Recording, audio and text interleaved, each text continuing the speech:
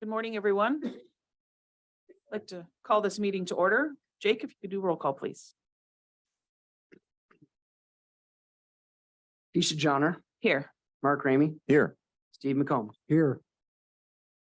Entertain a motion for today's agenda. Motion. Second.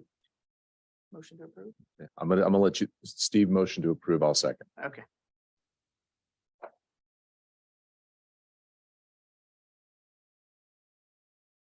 McCombs. Aye. Ramey. Aye. Johnner. Aye. Item number 3 is communications. Board, do we have any communications? I have none. Jake? All right. I do. Just have one comment from, make sure I get name correct.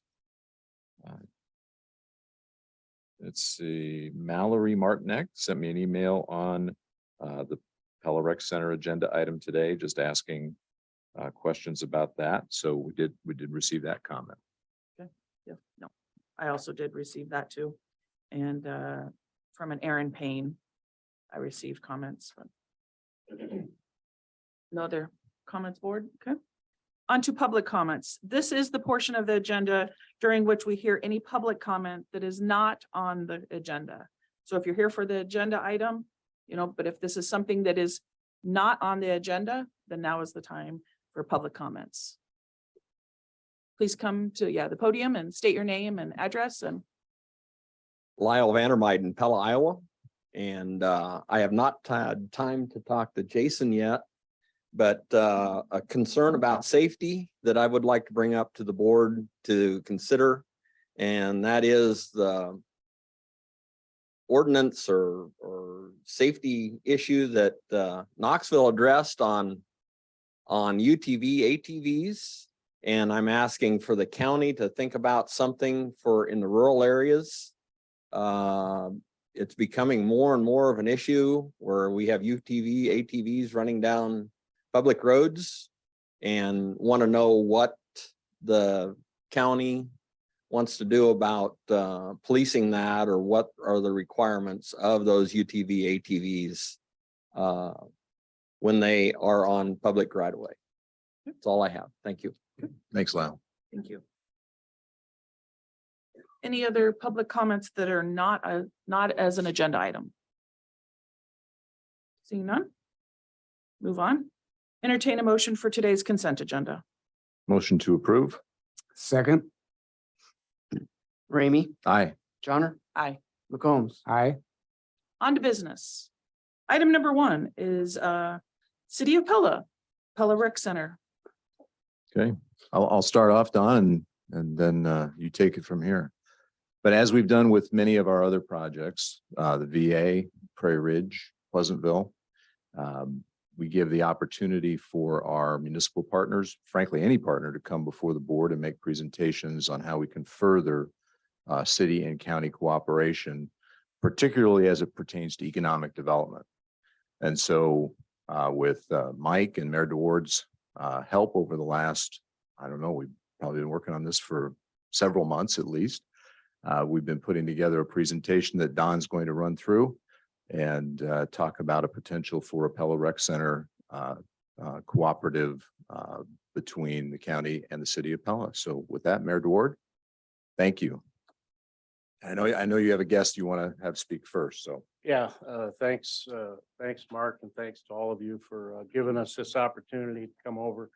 Mike and I will kind of tag team our presentation here today. I don't want to take up too much of your time, but I think we have a great story to tell, so I want to make sure we tell it and we tell it well. Before I start, though, I just want to say thank you to you guys. I think what you're doing in Marion County is very unique. And when I think about the three projects you've been involved in across this county, it's kind of interesting. If you take Pella on the way on the east side, Knoxville kind of in the middle of the county, Pleasantville on the west side of the county, for the county to work with municipalities to help make economic growth happen, I think is very unique. It shows a lot of leadership and it's being very successful, as we will hear. in a few minutes from some people that can testify to how these things are working. And so just want to make sure to let you know that. The other thing I want to tell you is I had a good opportunity last week to have lunch with Lieutenant Governor Gregg.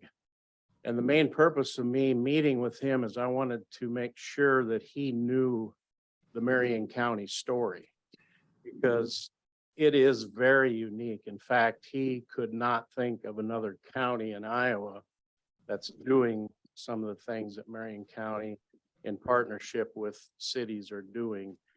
And so he was very impressed. I tried to tell him the story as best I could.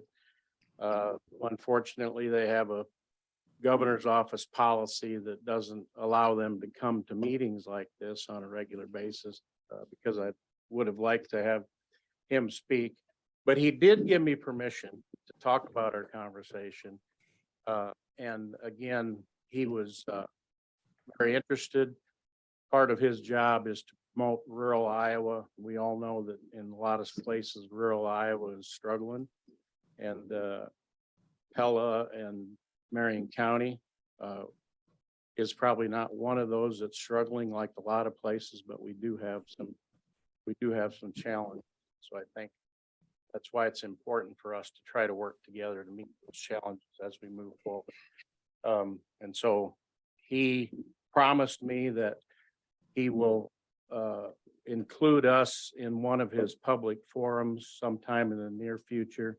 I think he was here for the VA some point to talk about the VA, but he has a couple events here that we will get on the agenda to be kind of an example to the rest of the state and what's possible and try to work together as different governmental units. So just wanted to pass that along. It's a great conversation. So we have a slide presentation today. We want to talk about the potential of a partnership between Marion County and the city of Pella on a new rec center that we're working on to construct in Pella. So Jake or who's running the slides here? Renee is. Can you go to first slide? Yeah. So I want to just point out a few things about what we see as the reasons why the county and the city should partner on this project. There's just some goals that we think are important to this project. You know, they're listed there: attract new residents. I know Carla's here and she could give us a lot of stats, but one thing interesting about Marion County over the last few years, we've had some pretty decent job growth. We haven't had population growth. And we're feeling that all across all of our businesses, at least in Pella. Every business owner I talk to struggling to find people to do the jobs that they need done. And that's a common problem. And so I think we really need to think about how we can continue to attract new residents to do that. To spur economic development, bolster the tourism industry. I'm sure you're all aware that Pella has a pretty vibrant tourism industry. I think this project will only enhance that, will only add to that, and the opportunity to spur further economic development. If you think about it, Pella has been able to maintain our city tax levy at the same rate for 22 years now. I guarantee you it costs a whole lot more to run the city of Pella today than it did 22 years ago. So how do we do that? We do that because of the tax base growth, the economic activity growth that happens within the city of Pella. So we're able to maintain that tax rate. And there's been some tremendous investments made along the way by the city of Pella that helps to make that happen, whether you're talking about our utilities, those things. And so this is just another one of those projects that will continue to help Pella grow, generate that economic activity that we need to grow. Just for instance, in this year's budget, or moving into next year's budget, we had almost $1 million increase in our wages. That's a lot of money, but we can handle that, keeping our tax levy at the same rate it was before because of the growth in our tax base and our economic activity. And so the other thing, I think it'll provide, as it says, provide recreational opportunities for all of Marion County residents. We'll go more into more detail about the facility itself, but I think you'll see that as we do that.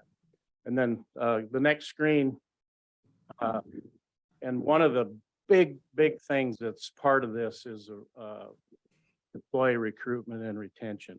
We have some very large employers in Pella that are competing across the country for talent. They're both, our biggest ones are very exciting companies. They have people that want to come work for them.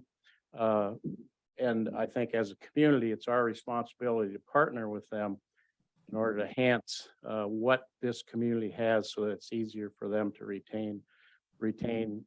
recruit and retain employees. So I hope I have a couple people online. Tim Yeager, are you on, Tim? I am. Can you hear me? Yeah, I can. So I've asked Tim, who's the CEO of Pella Corporation, to take a couple minutes and just speak to that and how this project plus the other, the city of Pella and Pella Corporation have been involved in together and how it's working. So Tim, the floor is yours. Thank you, Mayor Don, and thank you to the county for taking on this issue on your agenda. We appreciate it. Pella Corporation is strongly in support of this project. I'm the president and CEO of Pella Corporation. I've been here about 7 years, and we have experienced significant growth during that period of time. We're now a multi-billion-dollar business with more than 10,000 employees around the country, but about 2,400 people in Pella between our factory and our office. And with the growth that we have experienced and with the growth that we continue to want to drive, we need to be able to attract great talent. And when you have a multi-billion-dollar business, you're attracting sophisticated talent, often from big cities around the country. And because of the investments that we have made, we've attracted people from places like Washington, D.C. and Atlanta and Charlotte and Detroit and New Jersey. And the reason we get them here is we have a great growth story as a company, but we also can show off all the great investments we've made in our community and show that people aren't giving up significant amenities that they're used to. And that's a really important factor for us as we continue to grow and feel like we have to grow in an industry that's consolidating where the big players are buying up the small players. We want to be one of the players left standing. And so we have to continue to grow and acquire other companies. And so that means we have to add people, and we have to add people who have the capability to operate in a multi-billion-dollar complex business. And that means we have to recruit nationally. And again, in order to do that, we have to convince people to come to small town Iowa to start their career or have a career with us. And while the company's story is incredibly important, so are the amenities in the community. And so Pella has invested, along with our shareholder family, about $30 million just in the last few years in making the town more appealing for the talent that we need to acquire. So we've invested in a terrific daycare facility, restaurants, housing. We're very proud of what we have accomplished. And I think because of the investments that we have made, other businesses are investing as well, because they see that the town is doing very well and they see the investments that are being made and they want to invest as well. So there's been a lot of great add-on investments that we have seen. Pella Corporation has committed $6 million to this project, to the rec center, because we believe it's a great next step in our ability to continue to offer great amenities so that we can attract and retain the talent we need. There's a real war for talent out there, and we have to recruit national talented people to small town Iowa. And so we really need to continue to invest in these amenities. We think it's been a great investment. I can tell you that because of these investments, we are not sacrificing on the talent that we need to fill the jobs that are open as we grow. And we don't want ever for that to be the case. The board wants to ensure that we can continue to be successful in small town Iowa, recruit the people we need. And I can say that because of the investments we've made so far, we've continued to be able to do that. And we want to ensure that we can do that going forward. So this is another important step in our ability to offer great amenities to great talent that we're recruiting into Pella to help us to be successful for years to come. So on behalf of Pella Corporation, we are very supportive of this project. We're going to invest significantly in it, and we hope that the county would consider supporting it as well. Thank you, Mayor Don. Thanks a lot, Tim. Thanks for taking the time. Anybody can imagine running a company of that size. It's pretty time consuming. So I really appreciate you taking the time to about the things that you did and the importance of continuing to move forward as a community to assist our great companies in what they do. And so thanks a lot, Tim. I don't know if you guys have any questions for Tim or. Yeah, just one. Tim, this is Mark Ramey. When you think about the impact on Marion County, and when we consider it from a county perspective, your employee base comes from all over, probably every city in Marion County. Is that not correct? Absolutely correct. Many of our team members don't live in Pella, especially our team members in the factory. So it's important that we benefit not just the town of Pella, but we ensure that Marion County is successful. Again, as we grow, I'm sure you hear this all the time. Mayor Don brought it up early in his presentation, but the war on talent is substantial and it's not going away. And you know, to be able to attract people, younger people into our community, whether it's in Pella or surrounding areas, to participate in the great jobs that we offer, not only in the office, but in manufacturing, good pay, a great environment, promotional opportunities, profit sharing. It's important that we staff not only the office, but our factory with great team members as well. Great, thank you. Thank you. Thanks a lot, Tim. Also, Mindy, are you on? Yes, I am. Can you hear me? I can. So Mindy Vandenbosch, I have to be very careful to call her Vandenbosch because she grew up with my daughter. They played sports together. So I know her quite well as Mindy Andringa, but it is Vandenbosch now. So anyway, Mindy is a shareholder in the Vermeer Corporation, part of the leadership team there. And she's going to take a couple minutes and speak to some of the things that Tim did from a Vermeer perspective. So Mindy, floor is yours. Thanks. All right. Thank you. Apologize. I'm actually out in the factory today. And so snagging someone's office here. So I'm on my cell phone, but yeah, you know, as Tim talked about too, we've got the same challenges from a workforce perspective. We employ around 3,600 people on our campus here in Pella. And we do pull from about a 30-mile radius.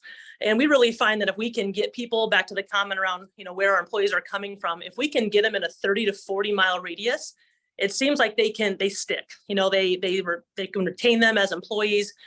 When gas prices are high, it's harder to get people who are commuting longer distances. So, you know, Vermeer is strongly supportive of this project. When you think about the people who live here, the people who are following their kids around in youth sports, having an amenity like this in Pella would be a huge, huge opportunity. I still remember, I don't know if it was 10 years ago now, when the Fields of Our Future group came to Vermeer and came to the foundation asking for support. And I remember at the time thinking, I can't believe we really need this many ball fields and this many soccer fields. And when I became a parent chasing kids around on a Saturday morning, that parking lot is packed. And what I love about it is the community feel you have. So when you're there, you're seeing everybody. You're seeing fellow coworkers, you're seeing neighbors, and everyone's there on a Saturday morning. I remember more soccer seasons in the fall, but again, I think it just shows that there's just a need, and I guess I'm coming at the rec center more personally for the excitement around what we have to offer for, you know, sports programs. Also, as a parent who coaches youth sports, we spend a lot of time in cars driving all over the state of Iowa to go to different events and different tournaments. And if you think about the economic impact that it could have on Pella, when we have all those teams coming to Pella, I just get excited about that too. Showcasing Pella, showcasing our downtown, giving business to our restaurants. Because all those people are going to come here, spend an entire day and be in Pella, spending money, hopefully. So again, not only is it important, I think, to our employees, but also just this community in general to continue to grow. I just think it's an awesome opportunity. So yeah, just if there's any questions for me, but again, definitely something when I look at on a Monday morning when all the parents who sit around me show back up to work, we talk about all the different cities we were in and the tournaments we had and how early we had to wake up to go to those tournaments. And something like this gets me real excited about how we can have all of that coming to Pella. And again, really helping to support our economy here in Pella. Thanks a lot, Mindy. Any questions for Mindy? I have a question. Hey, Mindy, this is Supervisor Johnner.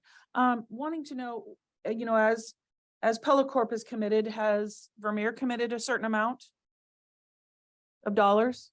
Yes, yep. Our foundation has committed already to the project. Okay, could you say what that is?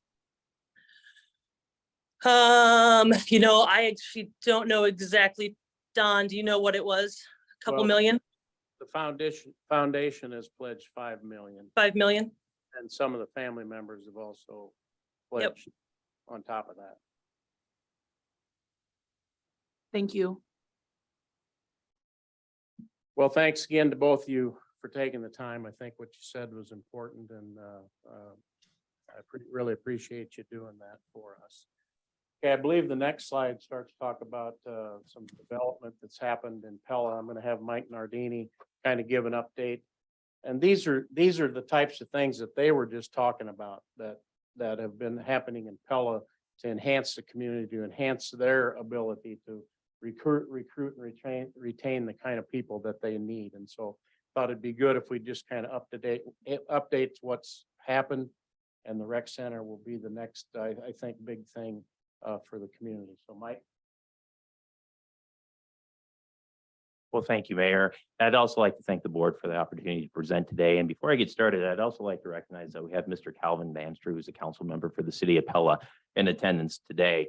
And as Mayor DeWard stated, we've had some exciting development that's occurred recently for the city of Pella. I'd like to provide, before we talk about this partnership, a past partnership that we view as very successful for the city of Pella and Marion County. And that's just an update on the Prairie Ridge development. And before I elaborate on the Prairie Ridge development, if you can remember at the time when we started working on Prairie Ridge, we just had a housing assessment in Marion County. And that housing assessment, I believe, identified the additional need for an additional 966 housing units through the year 2025 that would need to be built in Pella to satisfy housing demands. And really from that assessment, the minute we got the data, we viewed that as a strategic need for the city of Pella. And we've been hard at work at this. And when you look at the Prairie Ridge development, it's been a very successful partnership to date that we structured with the county, where we have, just to orientate the members in attendance and those watching online, this is located on the western portion of Pella. The building just to the east of the blue highlighted area would be the Ulrich Ford dealership that we have. But overall, when we talk about Prairie Ridge, what the plans was to provide workforce housing for the community. And what we had planned for was 94 single-family housing units and roughly 24 townhomes, condominium units. Now, what we've also want to mention to the board, what the city did on its own, is we also worked with developers to provide incentives to entice both a Chick-fil-A and a Smash Park to be located in very close proximity. And we believe that provides a nice basis, and they really feed and will help feed growth for the Prairie Ridge development. So let's go ahead, please, Renee.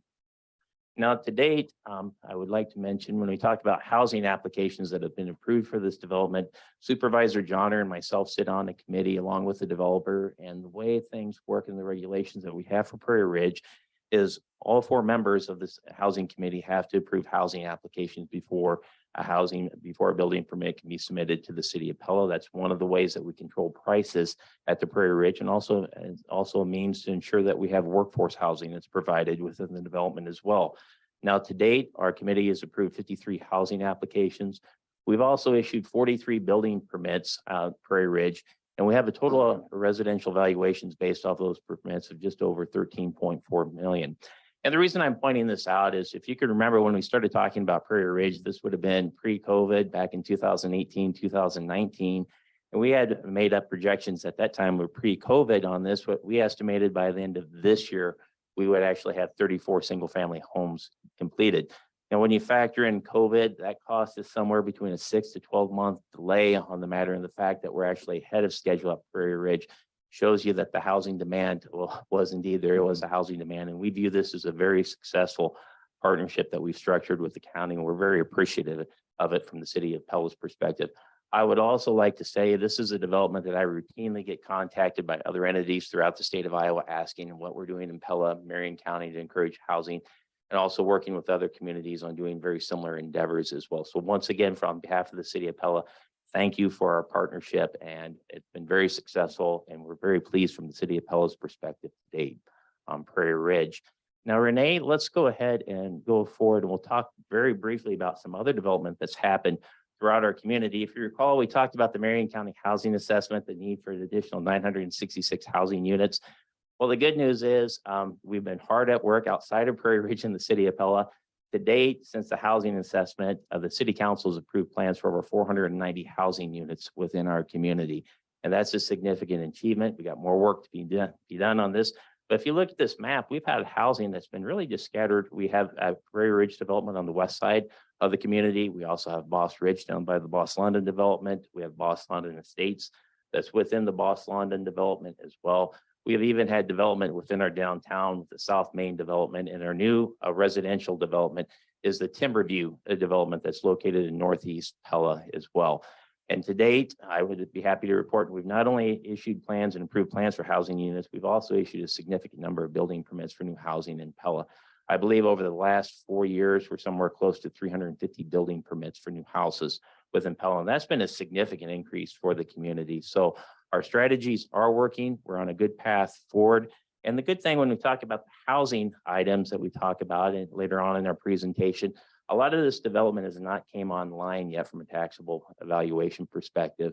So when we look at the housing, please keep that in mind. Starting in FY25, we believe that most of this development is going to start to come online, which should help bolster both the county's finances as well as the city of Pella. So let's go ahead, please, Renee. Now, in addition to the housing development, as what was stated earlier with our corporate partners, amenities are very, very important in attracting new residents to our community. And we've had some success with private partnerships on this as well, and very successful partnerships. Recently, we've had a new Smash Park development that's been built in Pella. And we've also been able to entice and build a new Pella market that opened up this spring in the community, and it's been a very successful endeavor as well. But when we look at those restaurant entertainment opportunities and developments, they're very important in attracting new residents, and that's important to our corporate partners as well. We're also happy to report that as far as the Chick-fil-A building that we have in operations, we're one of the few communities that's not located in a major metropolitan area that actually has a Chick-fil-A in our community. Now, I would be remiss to state if I didn't circle back to business and industry and the significant investments they've made in our community. If you look at the new Lely North American Corporate Headquarters building, that building permit valuation was approximately a $20 million project. And as everyone knows, Vermeer Corporation has made significant investments within our community, the rebuild from the 2008 tornado. In addition, they've also built some additional facilities in our community. And I don't have everything listed up there from Vermeer Corporation, but we're very fortunate that Vermeer Corporation chose to rebuild in Pella and Marion County. But there's some significant building permit valuations again. And I would also like to mention as we go through the presentation and we talk about funding sources and partnerships, it's important to note that these valuations will be coming online in future years to help support the financial contributions of the city and the county as well. So let's go ahead, please, Renee. Now, as far as items, if you recall, when we talked about housing developments, we said we've had a lot of success in housing within our community on the western side of our community. Also in the downtown area. We even had housing on the north side of the community. Now, one of the items that we have and that we're really excited from a staff perspective is the eastern side of our community for a long time has been identified as preferred growth area for the community. And when you look at the proposed location for the indoor rec center, it's going to be located at the northwest corner of the Pella Sports Park. This also aligns with the city's comprehensive plan as far as a future growth area for the city. If you can look at the areas and items that it's around, it's in close proximity to the Pella schools, very close proximity to Pella Christian, very, very close proximity. You can't see it on the map that we have there to Vermeer Corporation as well. In addition, we're also very close to Highway 163 for convenient access as well. So from the city standpoint, we've identified this area for a long time in our comprehensive plan as a preferred growth area for the city. And if you could see that area that we've identified for residential housing as along with commercial mixed use development as well, that comes from the city's comprehensive plan. And that's been forecasted in the city for a long time. So from a development standpoint, we're really excited with the rec center. We think it can spur additional development within our community on the eastern side. And we think this area is primed for growth as well. So from a location standpoint, we think we've got a very good location for the rec center. Mayor DeWard's going to talk later on in the presentation along with the proposed University Street extension, as well as the extension from Baseline Drive that'll give a dual access into the Pell Sports Park. So let's go ahead, please, Renee. And I'd like to wrap up on some economic development studies that impact studies that we've had performed on this project. As the county is aware, anytime you make investments in public projects, there's usually a multiplier effect on the matter as well. Now, as far as the construction value that we have, this would be the value, the economic value that's associated with the impact of constructing both the recreation center as well as the University Street extension. We hired a firm that was Impact Data Source to compute the economic impact of just the construction of these two items. And what they forecasted for the state of Iowa was just shy of $100 million in total economic output for these two projects. They also forecasted just shy of 700 jobs during construction of the project as well. So that's important to keep in mind. We believe the construction of these two items, that would be the rec center, along with the University Street extension, Baseline Drive extension, will generate a significant amount of economic impact for this area. In addition, we also hired a firm, a nationally recognized firm, to look at the annual economic impact of tournament activities for the rec center. So this is once the rec center is up and operational, there will be a significant, we believe, impact as far as the area to entice visitors to come, not entice visitors coming to our community. Ballard King estimated the economic impact of the proposed tournaments at the rec center to be approximately $5 million on an annual basis. So once again, we believe that the rec center will have a positive economic value to both the city of Pella and Marion County. And I believe, Mayor, that's getting close to the end of my presentation, but before I leave, is there any questions on the development update? Yeah, I'm assuming, are you gonna talk later on about the site and the road and all that? Okay. Yeah, Okay. yeah, sure will. Very good. All right, well, thank you. Mike, thank you. Thanks, Mike. As usual, Mike does a great job explaining some of those things. So I want to just spend a couple minutes just talking about the facility itself. We have some architectural renderings there of the outside of the building, and you have to trust me on this. I heard the whole presentation, but this is modern Dutch design. We know that in Pella it has to be Dutch, and so they had a word for it and all that. I'm not versed in that, so I'm just take my word for it. They did spend a lot of time making sure that it had some Dutch features, and so if we can move to the next slide. Some more, these are just some more of the architect's renderings of what the facility might look like. Just the picture in the lower right-hand corner there made a presentation to Laley about supporting this project, and they had an intern from the Netherlands that was working for them, and she sat in on the presentation, and we pulled this picture up, and right away she goes, "That's Laley's Dutch headquarters." And so she said that picture, their headquarters in the Netherlands looks just like that. So that further assured that it was Dutch, and so we were okay. Okay, so we can move on.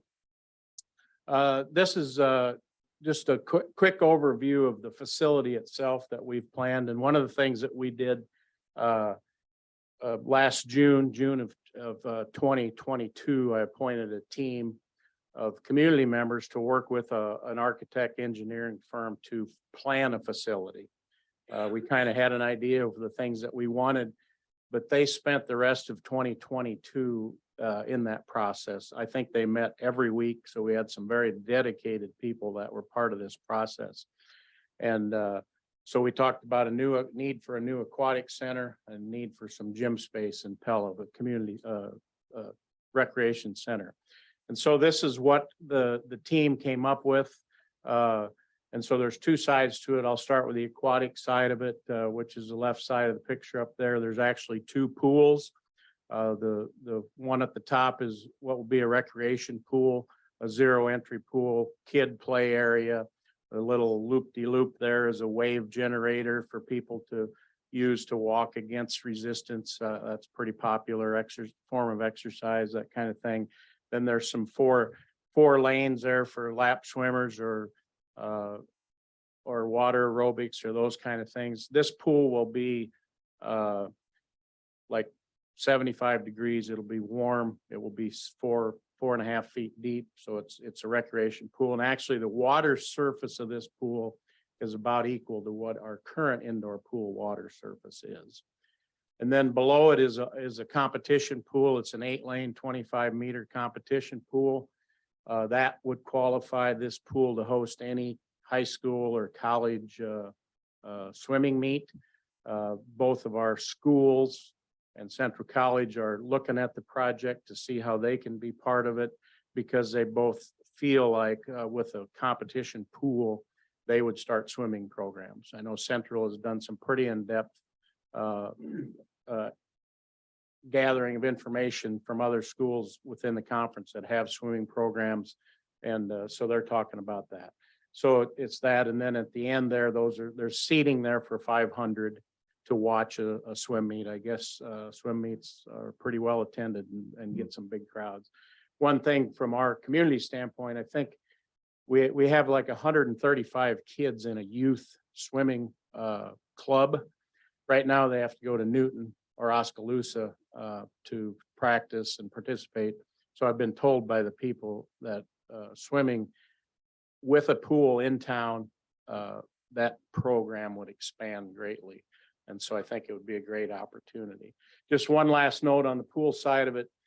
The Vermeer family, Gary Vermeer, founder of Vermeer Manufacturing, built the current indoor pool in Pella 57 years ago, which at the time had to be pretty incredible. I don't think there were probably a lot of indoor pools being built at the time. So in discussion with the family, they're really excited about having some kind of a history of swimming, indoor swimming in Pella, somewhere around this pool area, just to give credit to what Gary, the vision that he had all those many years ago. So I'm pretty excited about that. I think it'd be kind of neat. So in the center there, that's where all the locker rooms, bathrooms, there's a concession area. The main entrance is up at the top, coming off of University Street. That'll be a large atrium area there. One thing you need if you're going to host tournaments like Mindy was talking about, you need a lot of open area for people to gather, because most of the time kids play a game, sit for a game, play. So there's need a lot of spaces for open area.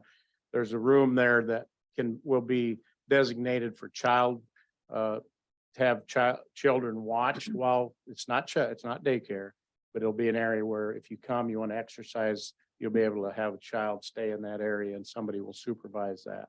So there's a lot of opportunity there.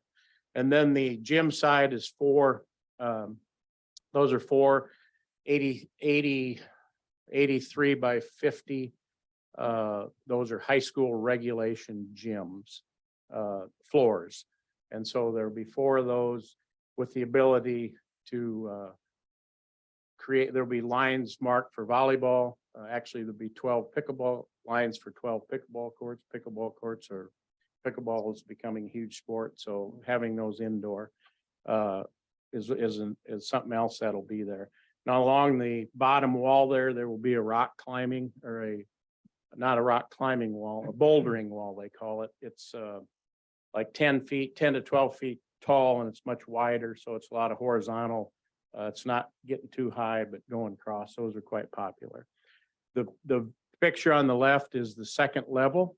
So there'll be a 3-lane walking track around the gyms that'll be open to the gym. So you can be able to walk and look down in on the gyms. You can stand up there and watch those types of things. Again, I think this will be incredibly popular. People in Pella now are seeking places to walk in the winter, the hospital, the Third Reformed Church, the Molengrot parking garage. So I think this will be incredibly popular place for people to walk during the winter. And then the center on the second floor there is a lot of the cardio workout equipment, spin room for bikes, weight machines, those kind of things, and more bathrooms and locker rooms.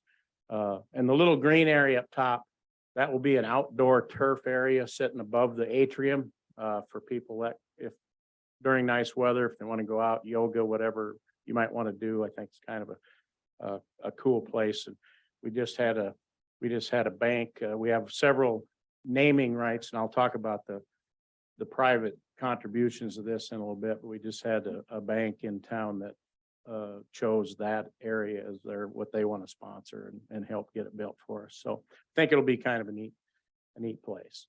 Okay, so if we can move on. This is just kind of a summary. We got multi-size gyms with seating.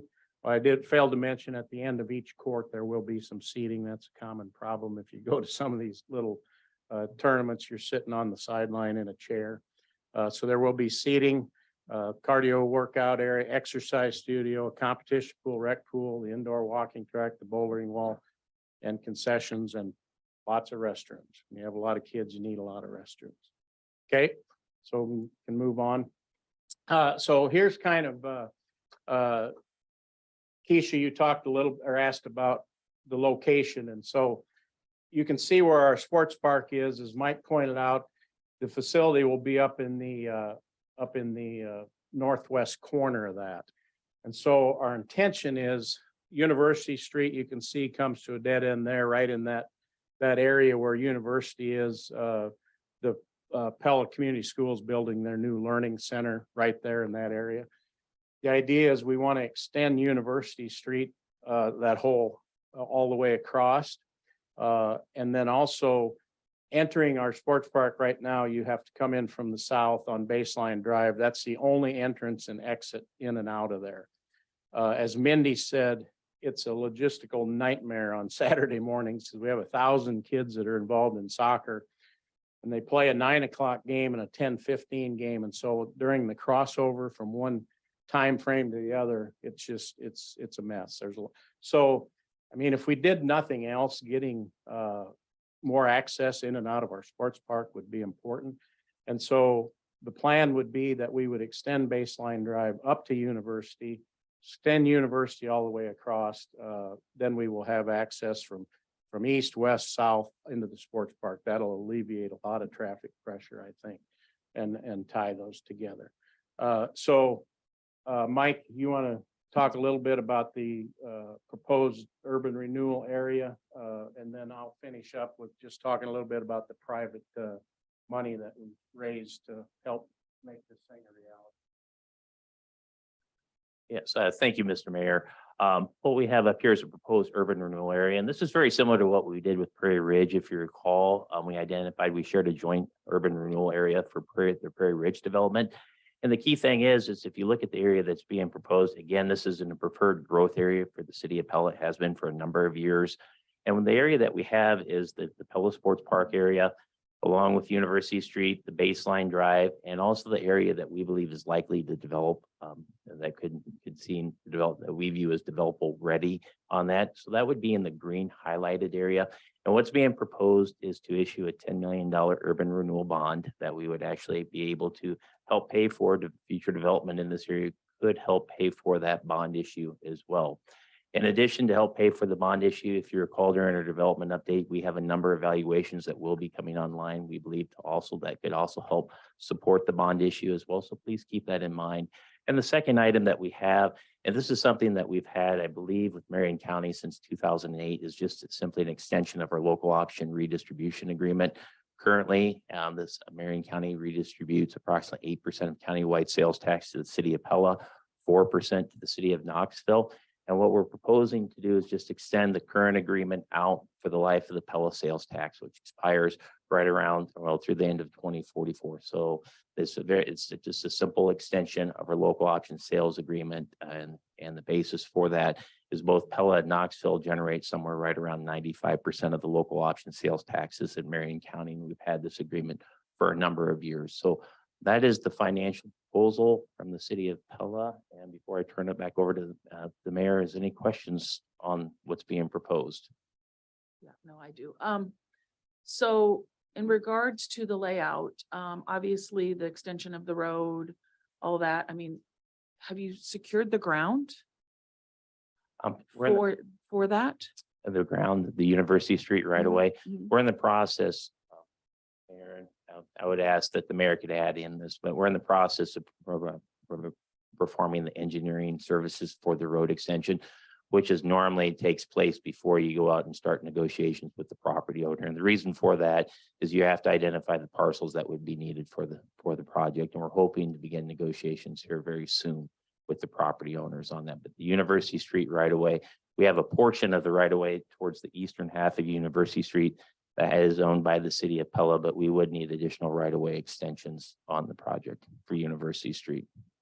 Yeah, I mean, obviously that would, I mean, that shows some concern for me just because if you don't have the ground, and you already haven't secured, because if you're going to extend the road, and then how many miles is that from, if we were to extend? Do we have any idea what that would be looking at? The University Street extension is just right at a mile. Okay.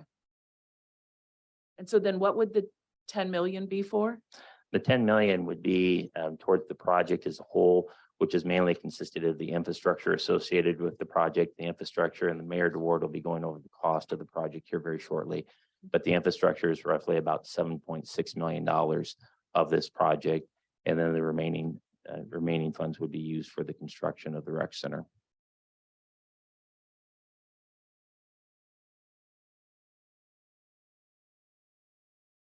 Okay. We've taken a lot of time and I really appreciate you giving us an opportunity to spend this much time, but if we can go to the next slide, because I think this is my favorite slide. So let me give you a little bit of history of this. So I got elected mayor in November of 2019. And so I took office January 1 of 2020. This was a need of our community that I saw as I came into office.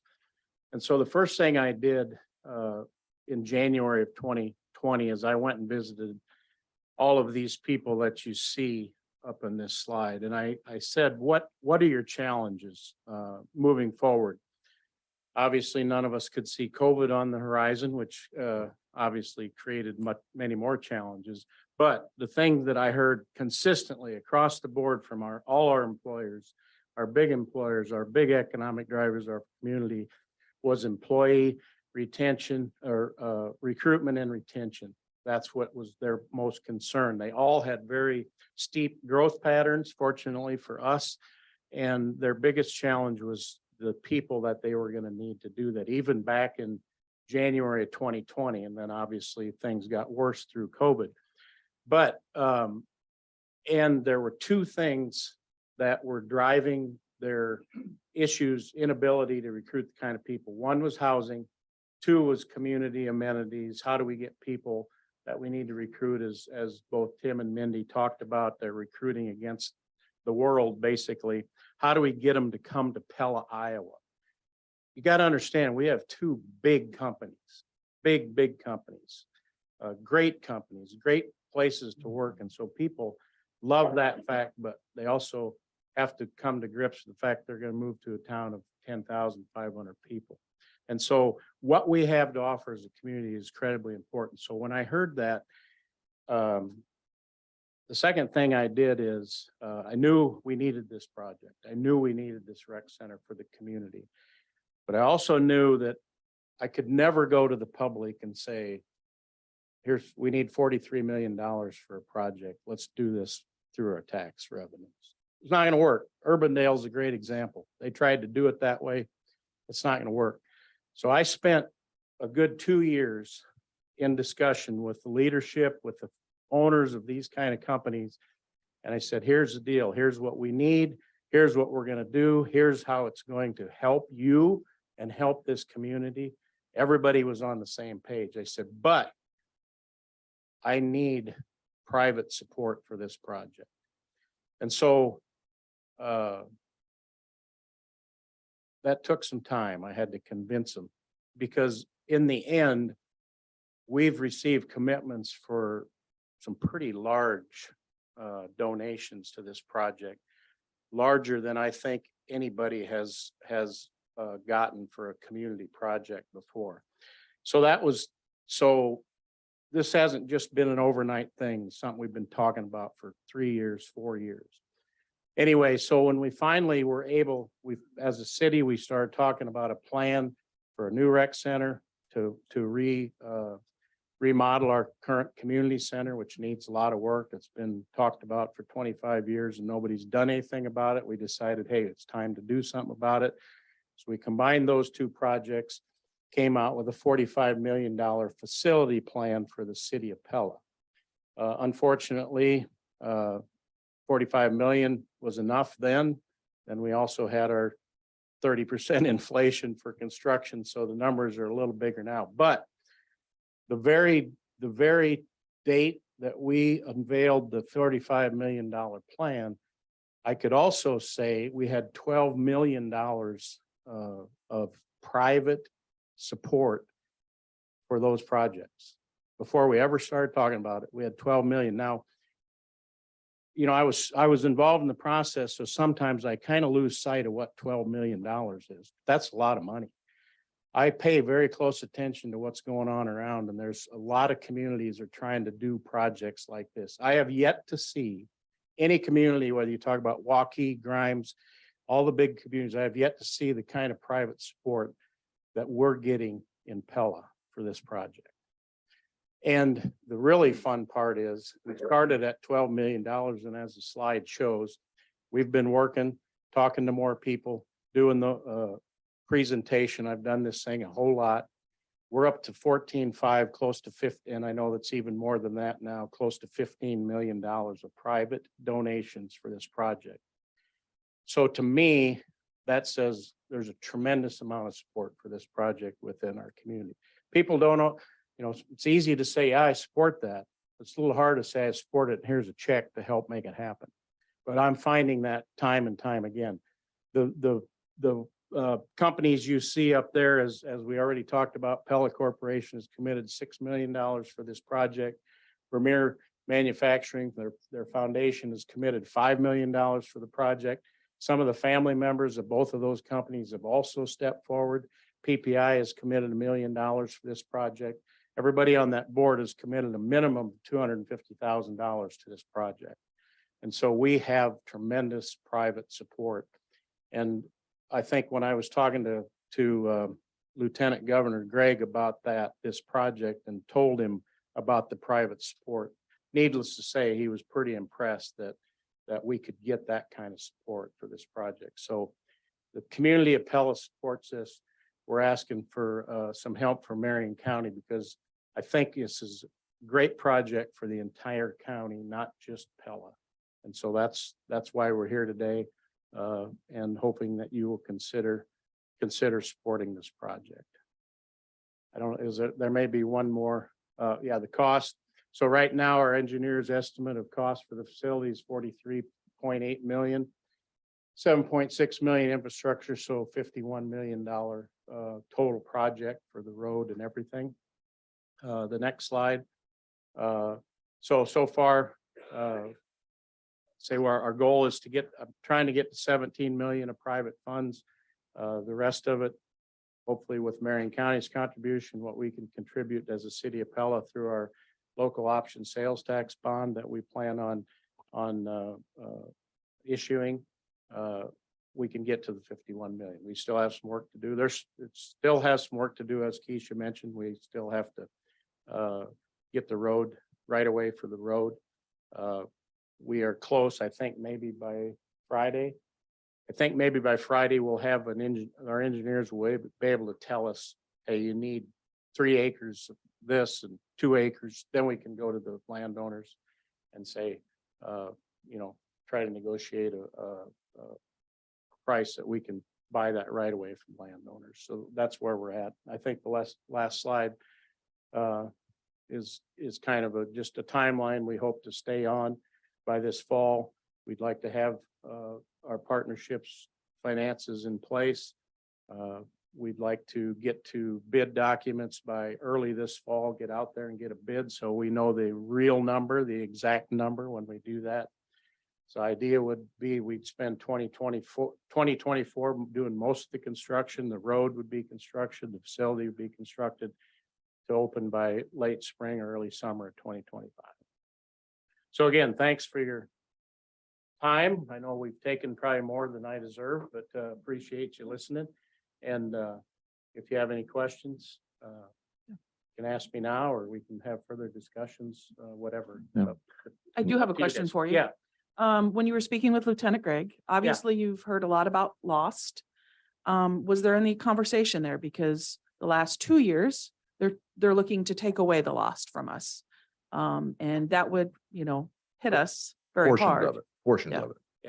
So we're Yeah. taking it back Yeah. and then distributing it. So yes. yeah, I mean, I don't know, I can't live my life on speculation. I gotta live it in reality. It is what it is. I can't imagine the state would take that away without, especially with some kind of, because there's more than us, I'm sure, that have some kind of long-term policies and plans in place that would jeopardize some of that if all of a sudden it disappeared. So, the Lost is a great tool, I think. And I've had conversations, we have 2 representatives that live in Pella. And when they start talking about taking the Lost away, I make sure to point out Pella would be hurt way more than most communities. They're upset with some of the bigger communities and how they've used it and what they've done with it. We would be hurt disproportionately because of what we generate for the size of our town. The loss that we generate is substantially more than most anywhere else. So it would disproportionately hurt us. And so I'll fight hard to not let that happen. And then it was 20 years you were asking, is that correct? Okay.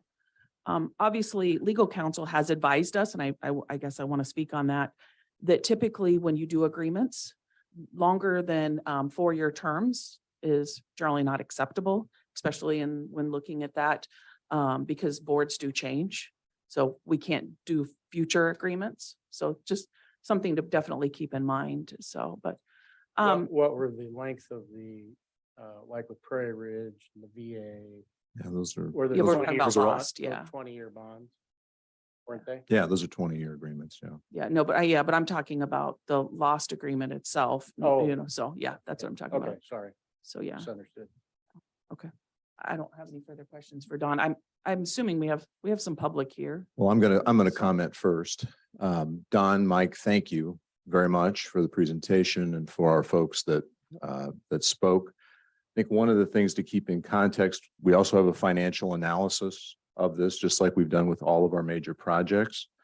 For the board, like we've done with VA, Prairie Ridge, and Pleasantville, the next 2 weeks are your opportunity to talk with Don, talk with Mike Maloney, who's done a lot of the financial work on this, and get a sense for the overall financial picture, and the economic impact that this has, not just on Pella, but on Marion County in general. There's a view sometimes that Pella gets everything. Well, Pella also generates over 60% of our property tax and sales tax revenue. And Pella's impact on Marion County at large is significant. And we can just take that example to what happened in Knoxville. When everybody said 4 years, the VA would never close. And then when it did close, what happened to the local economy? And not just of Knoxville, but of Marion County in general. So we have to be very cognizant of the fact that the days of just thinking of one town against another are over for smaller counties like ours. And Tim and the folks of Vermeer said it very well. We're competing for young people to move here, to stay here, to live here, to increase our tax base, which then keeps, as Don pointed out, our ability to keep levy rates constant, just like Marion County has done for 20 years. That's how that's done. But if your population ages out or declines, those levy rates start to go up because the costs don't go down. The costs actually keep increasing. So keep in mind that these projects are all centered around really one primary objective: economic prosperity for Marion County. That's why we talk about these things. That's why we propose these things. And I know the city of Pella, or we were talking the city of Knoxville, or Joe was here from Pleasantville.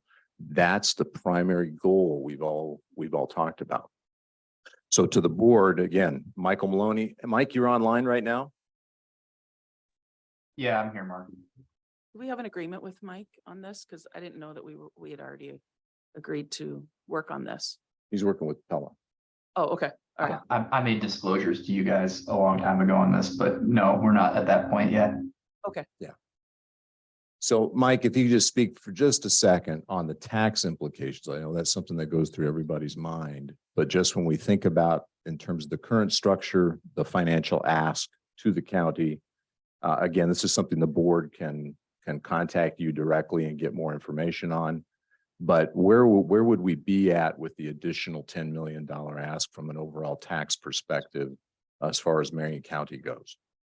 Sure, Mark. I think this is a nuanced question, so I'm more happy to get in the weeds on this. The first thing I wanted to point out in discussion is that the county over the last couple of years has reduced the overall property tax levy rate, the county portion, for a couple of factors.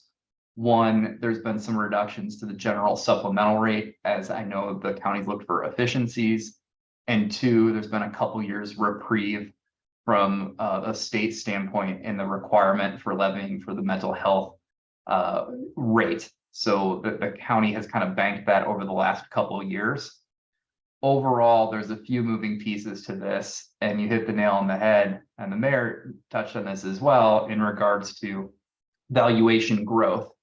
So we've kept a very, very baseline valuation growth for any projections here, other than Prairie Ridge coming online and then known tax valuation from the city of Pella. There's no valuation assumed in the model for countywide benefits. That's nothing from the VA property, nothing else organically throughout the county, which we know is particularly conservative.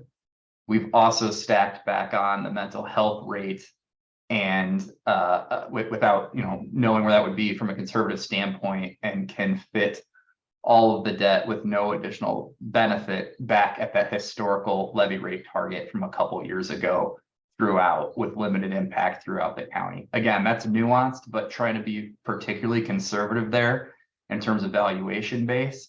That's not only just a good conservative starting point, but also aligns with some of the recent property tax legislation that was passed this past session. So that's the conservative standpoint. I'm obviously prepared to talk about more optimistic valuation scenarios, but I think that's the kind of baseline that the county board's asked me for before.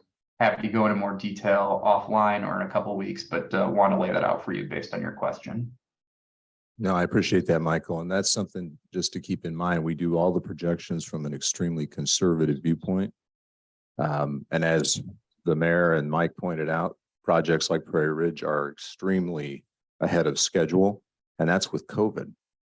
So it proves the case that we made years ago when we started the VA project and Prairie Ridge, that there is a need for that price point of housing in this county. And to Mike's point, when you're getting calls to say, how do you do this? Other counties saying, how do you do this? Rural Iowa, that is our competitive issue right there, is how do we provide that price point of housing for younger families to come and say, I want to be a part of your community and I want to stay once I'm there. So anyway, for the board, Michael's got this in detail as usual, and we don't want to take a ton of time to go through this right now, but if you have questions about the financial pieces of this in a more specific way, contact Michael and he can give you the full scope of that.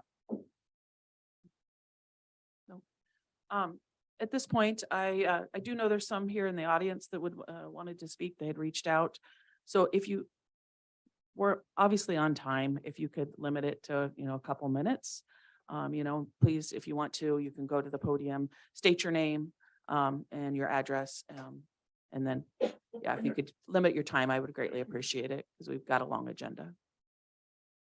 Keith Oxburg and 224 South Street, fella. So we're gonna spend the people's tax dollars.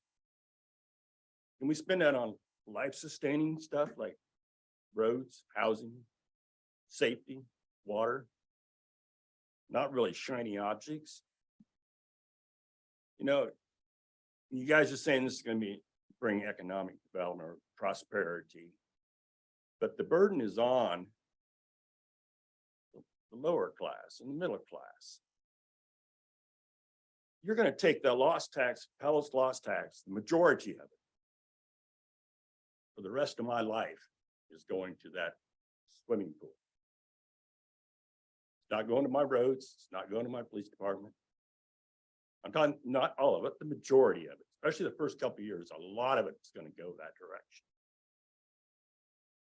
So let's talk about swimming pools a bit. They're a money pit. Nothing costs money. I mean, every time you turn around, our swimming pool to date, well, I think we still owe money on our indoor pool, right? We had a bond issue to pay for a lot of stuff. As far as my knowledge, it's not even paid off yet. I could be wrong. The current outdoor pool and the indoor, we've cut our hours because we only have a half staff to run it. What's this new rec center? Are we gonna have a half a staff to run it? Could that happen? I think we really need to hold off on this and see inflation stabilize. The people you're asking to sacrifice, the middle class and stuff, for the economic prosperity, they're struggling right now. They're maxing out their credit cards and stuff. Now let's see our economy rebound before we really take a big step on this. The Pellicorp guy mentioned bringing in people. He talked a lot about bringing in higher end people. He didn't talk to anybody about bringing on common laborers on the floor. So what's your percentage of help? The common labor on the floor or the higher end people in the office? We need to kind of weigh out what we're bringing into and those higher end people, where are they going to settle? Are they going to settle in downtown Pella, or are they going to settle like in Dutchman's Landing or some of the, Hunter's Ridge? Sure, it'd be Knoxville, or it'd be Marion County yet, but there's a lot of things to think about there. I talked to a lot of people on the factory floor. Yeah, we'd like to live here, but we cannot afford it. Taxes are too high in your town. Granted, the levy rate's low, but it's our valuations that Pella is killing us. It's keeping the people from coming in. Maybe we, let's take some of the lost tax dollars and make affordable housing. Then we can bring some of them people in. But, the swimming pools are a hole in the water that just drain money. Now, I talked to a businessman the other day, and he was willing to put up a rec center. Everything Bella's talking about without the pools. He would build it himself. He would make it a walking distance of the schools. So there is options out there. He said he'd build the building himself, and it's right there by the schools. He put the track in it. He put different courts, different batting cages. Hey, Keith, we appreciate it. I'm gonna stop you there and allow somebody else to speak because of time, okay? Thank you. Thank you. Thanks for your comment. Thank you. Is there anybody else that wants to speak? Hi. Chris Vermeer, Pella. My address is 1009 Vermeer Road. Hi, Chris. I'm a little surprised today hearing that university is going through, and I believe that goes across my property. I've always had a very good relationship with the city of Pella. I appreciate the city. They've always been easy to work with. Now I find out that they're going behind my back or trying to keep a secret. I'm actually very surprised and don't quite understand that. I know that we do have a beautiful entrance to the sports park. It was talked about that it is busy.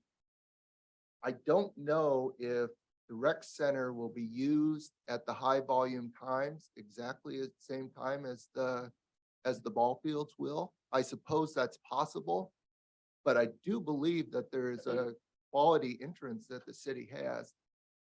I'm just a small farmer. I have every intention of continuing on, and I am not looking to sell or to put in a housing development. Obviously, if those things were on my radar or looking forward in my future, I guess I could see the cities and my viewpoint of wanting to run university through. But at this point, there's farm ground on both sides of that with no potential for development as far as I know. So I guess I'm questioning on a project that is very high dollared and we're looking for ways to raise money. Cutting costs could be cutting out the university road and adding it at a later time when there is more development. So I guess that's my question for the board. Is now the right time to do that? Thank you, Chris. Appreciate that. Anyone else?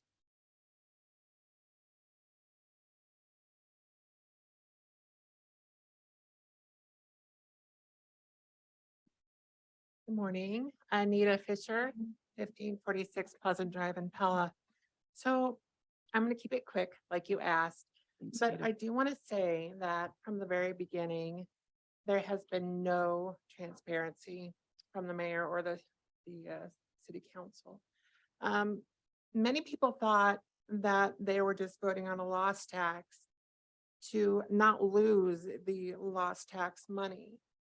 They had no idea they were voting on a rec center. And I got a paper right here from the Marion County Express. And actually I've got two. Let me look at the right one. All right. Marion County Express dated September 9, 2022. Mayor DeWard says, no decisions have been made on any of these projects, DeWard said. We're not voting on a rec center. We are voting on extending the loss for the city of Pella. So there has been a bunch of confusion as what's been happening. The people of Pella want to vote on this. We don't want, let's see if I may quote what was said. A lot of words here. They don't want to live a life of speculation. Living a life of speculation is very different from being conservative and making sure your community is not going to hurt because of decisions made. So I hope that the Pella City Council and Mayor keep this in mind. Okay. And then also, I just wanted to say too, that the Pella School District, we're not interested in giving any money. I also want to say one more thing, that as a parent who has my son in track, we had to travel all over Iowa. Those are kind of the things that you do as a parent. It's just the way it is. Is it ideal? No, but those are the sacrifices you make. One more thing, if it truly serves these corporations that want this rec center, let them give more. Let them give more. Don't put it on the middle class. Thank you for your time. No, thank you, Anita. Appreciate that. Anyone else?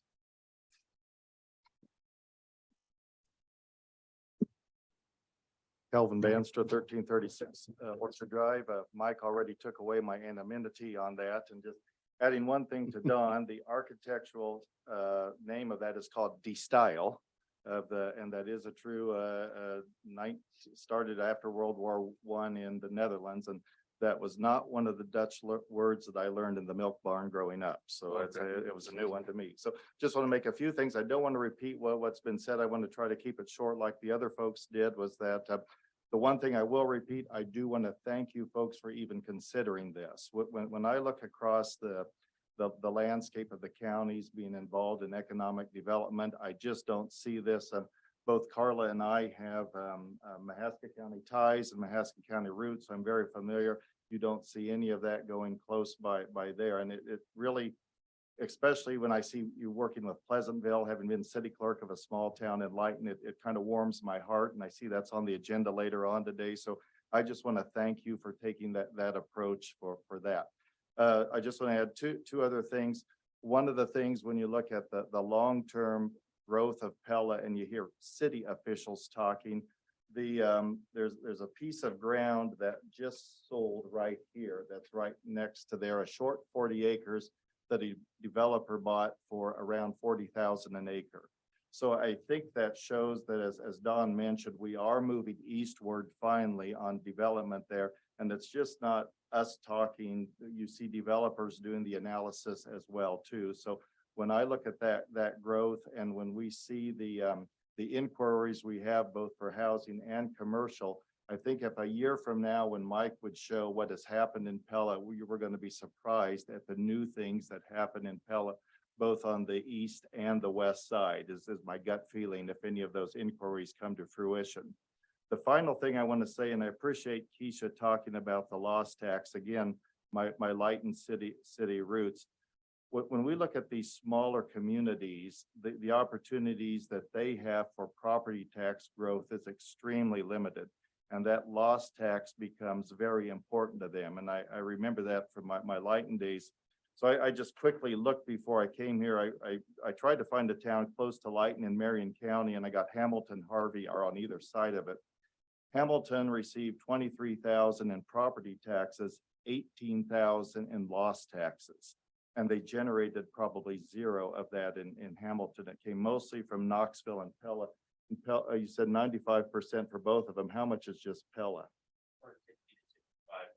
So that I look at that as being a huge stability factor for these small towns. If we can keep Pella prosperous and keep those be able to provide services in those towns, because I don't see them having the property tax growth. So for every $1 of property tax, they get 85 cents or 80 cents in loss tax. Harvey was even more interesting. They received 42,000 in general property taxes, 36,000 in loss taxes, a lot generated from Pella. That's for every dollar of property tax, they get 85 cents in loss tax. So I think of budgeting, how those cities can provide city services without that. So I would just want to encourage you, if we can find ways to keep Pella prosperous, this loss tax is one of those ways that I think can be distributed through the county more so than we maybe even realize. And especially if that $5 million economic impact of tournaments and people buying food and restaurants and motel rooms with the new indoor sports center comes to fruition, that will really help that as well. So thanks again. Thanks, Great. Al. Appreciate it. I think for the public, we need to make sure, Mike, so it would be a $10 million urban renewal bond, and then on top of that, also doing the lost agreement. Is that correct? Okay, I just wanted to make sure we understood. And just for clarity, we're just extending what currently exists. The proposal, that's all the proposal is, just to extend what currently exists On the lost. on the lost. Yeah.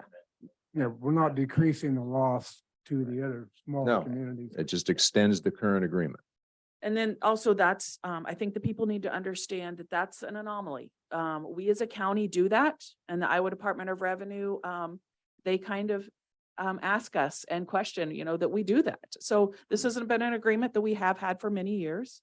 But I want to make sure that people understand it's two different things that are being asked.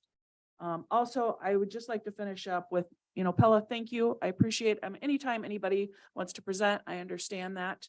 I do have some things that make me pause, and one of them would be the land. I do not want to get into a land debacle. I don't want to see that.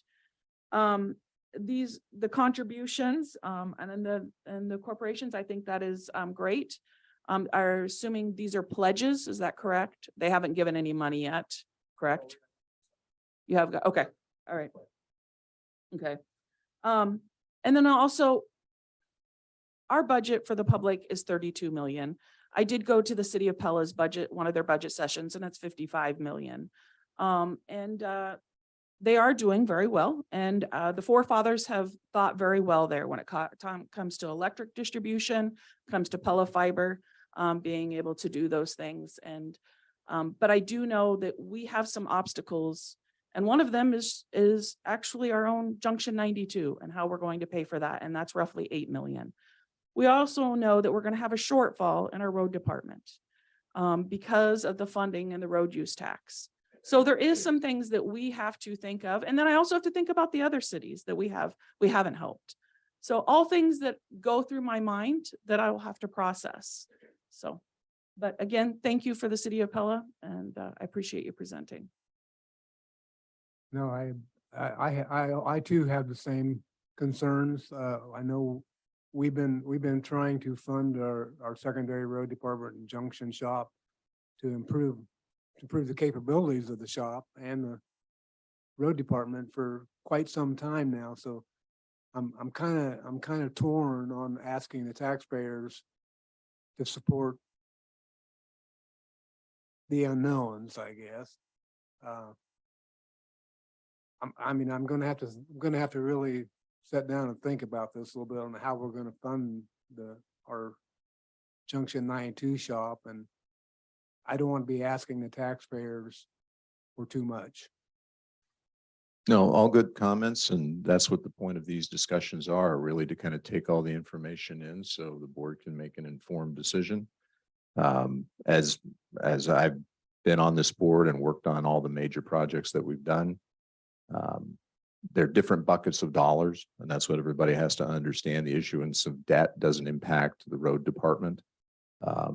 It doesn't impact our operational funds because they're two different buckets of dollars.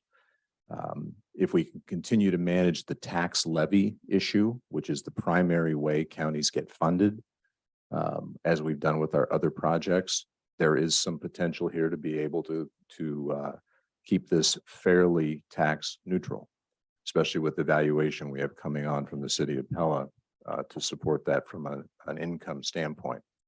So everything has been done to ensure the financial responsibility that we have regarding the county budget. And further to that, as has been noted, the levy rate for Marion County has gone down $1 over the last 10 years. Valuations are a different issue because we don't control the assessment process. We don't control house values and what they're selling for in the marketplace. But we have been bringing those levy rates down, and there is more room in our budget to continue to do that. So we'll have to consider all those things. So take time. Jake, if you would make a note, I'd like to have this on the agenda for our next meeting, just as we've done in the past, to have an up or down support vote. And we can go from there. This time, Keith, we'll just.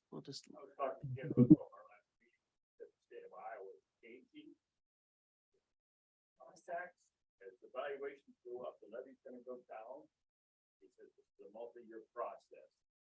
So our property taxes are in limbo. Yes. No, we're aware of that. Yeah. We don't know the implications yet of what the property tax is, how it's going to affect us. So, yeah. As Mark, asked that this be requested, at this point, I would ask that it not be put on the agenda. And this is why. I think that there's some issues that need to be worked out. I think that there needs to be some land, situations taken care of. I think maybe the cart is before the horse in regarding this. So that's how I feel, but. Well, I appreciate all that, but I would like it to be on the agenda for next week or our next meeting.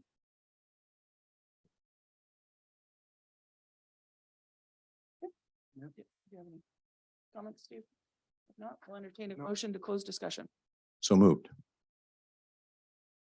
Second. Johnner, Aye. McCombs, Aye. Ramey. Aye. Thank you. Thank you. Thank guys. you all very much. Appreciate the thoughtfulness. Yeah, I think I'd make a motion to take a 5-minute recess. I'll second.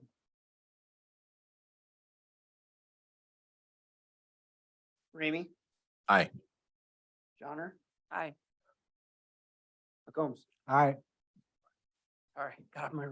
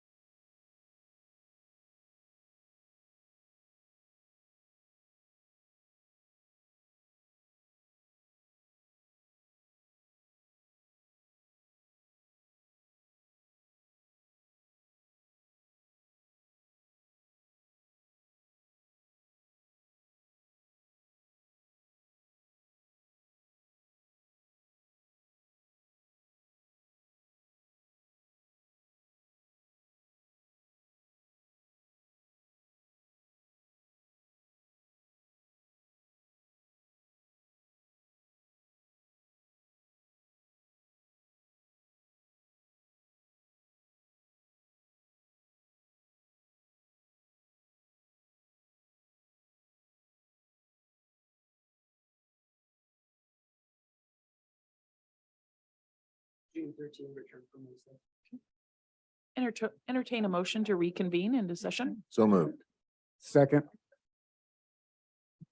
Item number 2. Ramey. Oops, sorry. That's okay. I got ahead of myself. Yes. Thanks. Johnner. Aye. McCombs. aye. Item number 2. It is the home-based Iowa program. Is it Jathan? Is that how? Jathan, it Yes, is. yeah. Pleasure to have you this morning. I know it's been a little long, so let you go ahead and kick it off. Thank you. I'm very mindful of time, so I'll try to be very brief.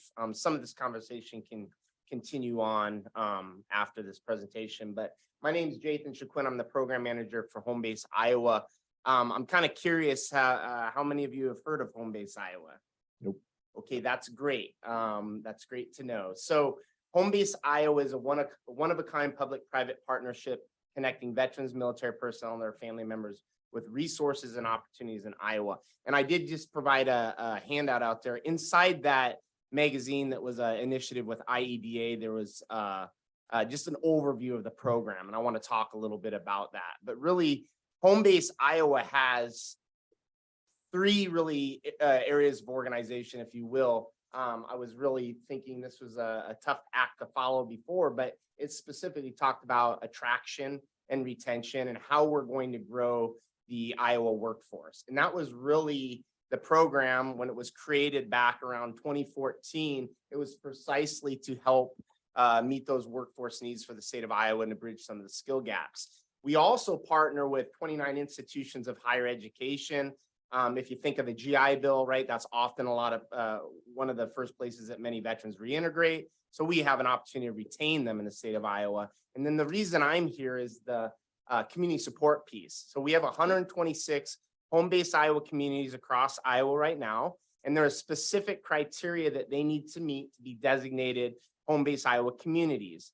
And really where we're at today is we're trying to get all 99 counties on board and become a designated home-based Iowa. This county is not currently one of them. We were really fortunate to have the city of Pella come on board. We had a beautiful dedication ceremony, and I know Maria with the PACE Alliance is here. She was instrumental in helping that. So has a lot of, I think, knowledge about that program. So to just give you an idea, I did send a document too. There have been some changes since the program first began. We used to kind of fall under IEDA and Iowa Workforce Development, but we're solely under Iowa Workforce Development today. And what that means is that we're able to leverage all those workforce resources and staff. So not only do we have 5 home-based Iowa career planners, we have other career planners that are part of other programs. And so all you need to know is that if a veteran gets connected with any of our American Job Centers, they're getting the resources and support to call Iowa home. Since we've hired our 5 HBI career planners in January of 2022, we've helped place over 377 veterans and spouses with meaningful employment here. And so that's just those that have touched the HBI career planners. Since the program began, it's been thousands of individuals who've been able to help. The 5 requirements are that we need a county resolution. I can provide some examples for that. That will be one of my asks today is I'll be able to follow up maybe with, I think Renee was helping me follow up with some examples of the resolution. But it always starts there with the county coming on board and saying, this is something that we support. I've yet to present to a county board of supervisors that wasn't supportive of this because it's a very unique opportunity for us to come together, create that shared sense of responsibility and returning services to those who have served us. It's an opportunity for us to say, hey, we recognize the service that veterans have made. We recognize the contributions you bring to our communities, and we want to support you.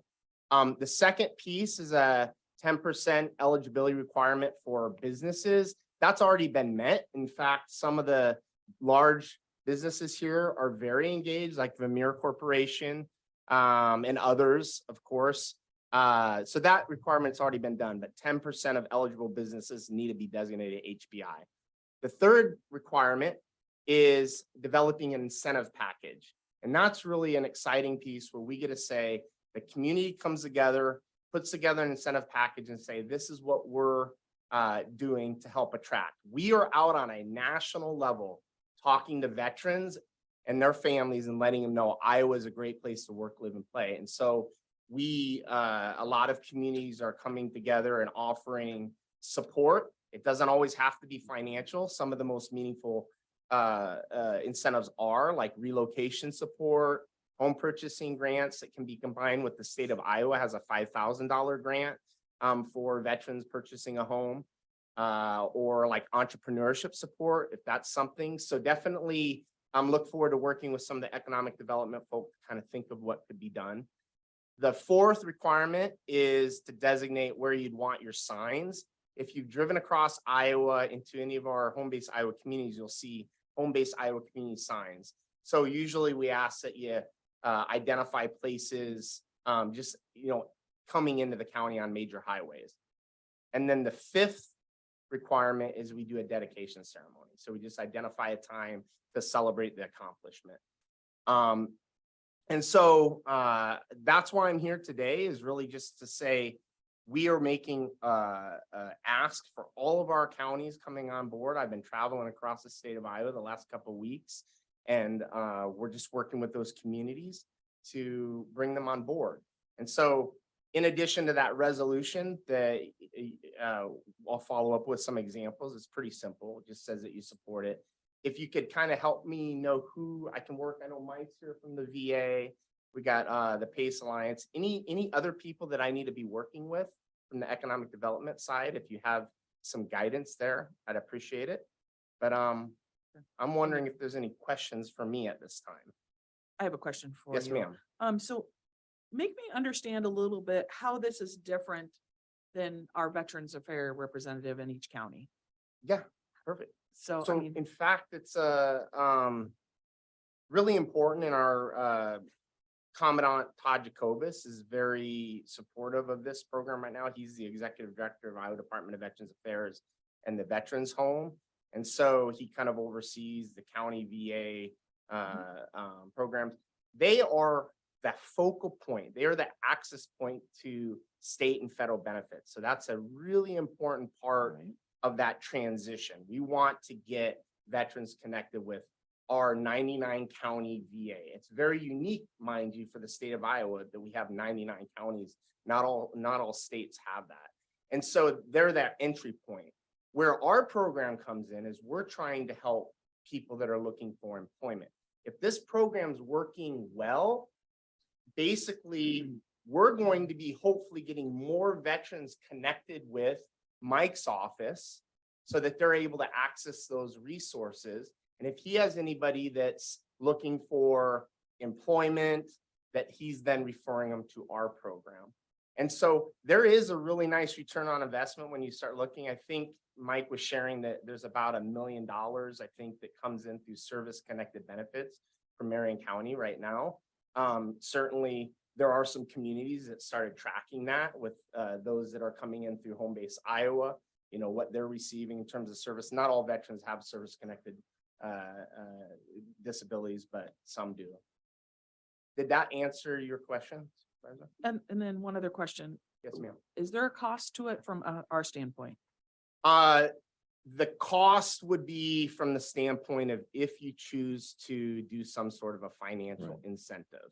And I'll say it's very common for the Board of Supervisors to, allocate a certain amount of money. It's not generally huge. This isn't something like you do this program, the floodgates open up. It's not uncommon. So I can give you plenty of examples of that, and I can even follow up.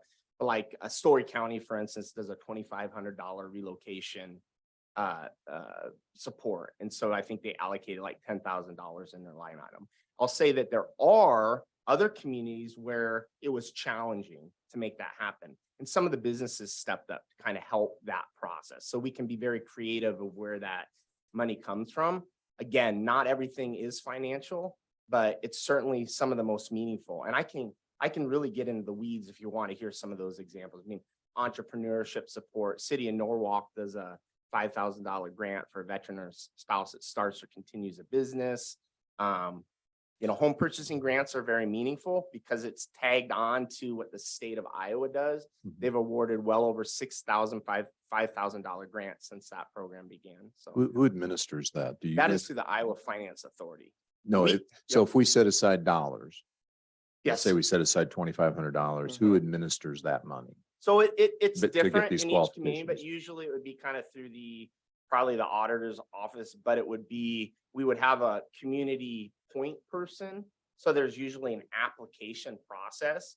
So that would be either in some communities, the county VA rep will be the one to kind of let people know, get them connected to the application, or it's on the economic development side. There'll be a point person there. It really depends. There is no expectation by the state of Iowa that the county VA is driving this program. They already have responsibilities. Some of the communities, they're part-time. It's really challenging. And so we see it both ways, right? What I'll say is that it's always meaningful when the county VA office is involved as well as the economic development folk. What I like about bringing them in is that they very often, and I know we have some experts back here, is that they very often see those opportunities, the gaps where we can really, you know, what is it that we want to sell? I will tell you that I've been around the state a lot and I love, Pella's a beautiful city, but Marion County is just, you have so much going on. I mean, even what you're doing in terms of your website, it's some of the best that I've seen. And I do think there are a lot of veterans that would love to live here. We hear rural a lot. That's something that a lot of veterans are okay with, you know, moving to a rural Iowa community where they can raise their family and find good work opportunities. So, yeah. Appreciate it. Good. Any other questions? You talk about placing signs on major county highways. Would that be coming into the county then, or? That's right, for the county. So if you right now, City of Pella is a home-based Iowa community at the city level, right? If you go into Pella, you'll see signs. I'm not exactly sure where they're placed. But for the county, it would just be on major highways. Who provides those signs? So that's through the Iowa DOT, and there's another financial cost there that I didn't mention. It's very minimal. It's like I think the Iowa DOT charges like $72, $74 a sign, something like that. So usually it's anywhere from, depending on the county, 4 to 8 signs. It's really, you know, up to you. Board, do you have any other thoughts? Would you like to see this on maybe the next meeting to discuss then? Possible resolution, or do you want to? Yeah, I just need to read more about the program. Yeah. I think, you know, we get, over the years, we've had several of these types of programs come through and we've had sort of a mixed response from different members of the board. And some of it has to do with the conflict with GA and Veterans Affairs and how many different programs do you need to distribute dollars to veterans? And isn't it better to put this all under one umbrella and reduce your administrative costs and get more dollars out to the actual veterans who need the help to reintegrate? And I think that's always been a concern because we're always creating these little programs instead of saying, well, we have whether it's through the state or through the local Veteran Affairs Office or General Assistance Office. Yes, sir. That being said, yeah, I'll learn more about it. Yeah. And I think putting it on the agenda next time is fine, and we can have a discussion around it. As long as we don't have to allocate a lot of money. Yeah. Have a standalone account. I think, and I think you're wise, your comments are incredibly wise. I've been involved in this space in Veterans Affairs ever since I transitioned out of the military many years ago. And I will tell you that this is a very unique program. And we have really a unique opportunity to come together. The state of Iowa is invested in reaching out to veterans and spouses across the nation to say, hey, this is a great place to work. And we're hearing it over and over. We need to let people know, hey, you know, this is a great place to live. And I do think there are a lot of resources that we bring. So in terms of, this is a state, this is a program through the state of Iowa, and the director of Iowa Workforce Development, Beth Townsend, Director Townsend, is super committed. Like what we've done with some of the restructuring, it is making a really big impact right now, and we see that every day. And so I think your comments are really wise. I'm happy to follow up with some examples, what you can see in terms of what some communities. I'd say the more creative you are, the better, the easier it is. It's a tool for us as we're out there letting people know, hey, Marion County is a great place to come. It really gets that attention. And so I look forward to kind of continuing the conversation.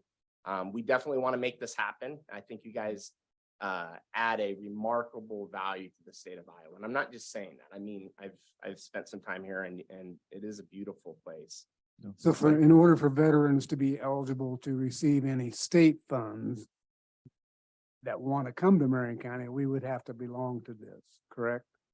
Well, it depends what you mean by state funds. Certainly, this isn't going to exclude the work that Mike's doing. Well, you're talking about a $5,000 relocation. Yeah. So that is a program that was sort of part of the Home Base Iowa Act back in 2014. It was sort of a way for us to make Iowa the state of choice. There's a lot of competition right now. If you're transitioning out of the military, there's a lot of states that are saying, hey, we want you to come live here.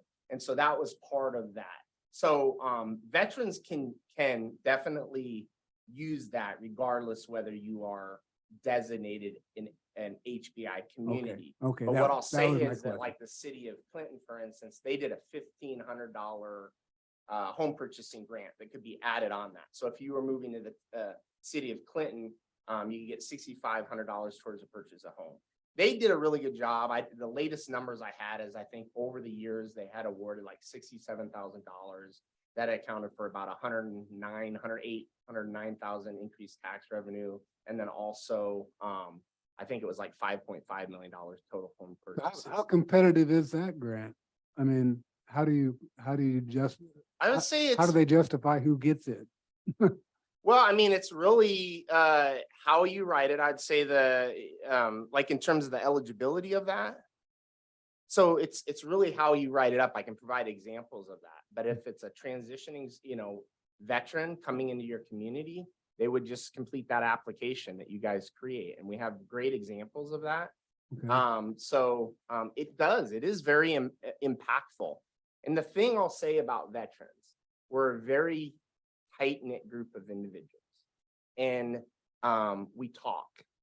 And very often what happens is when people have a good experience coming to your community, they are going to share that with others. They become your best.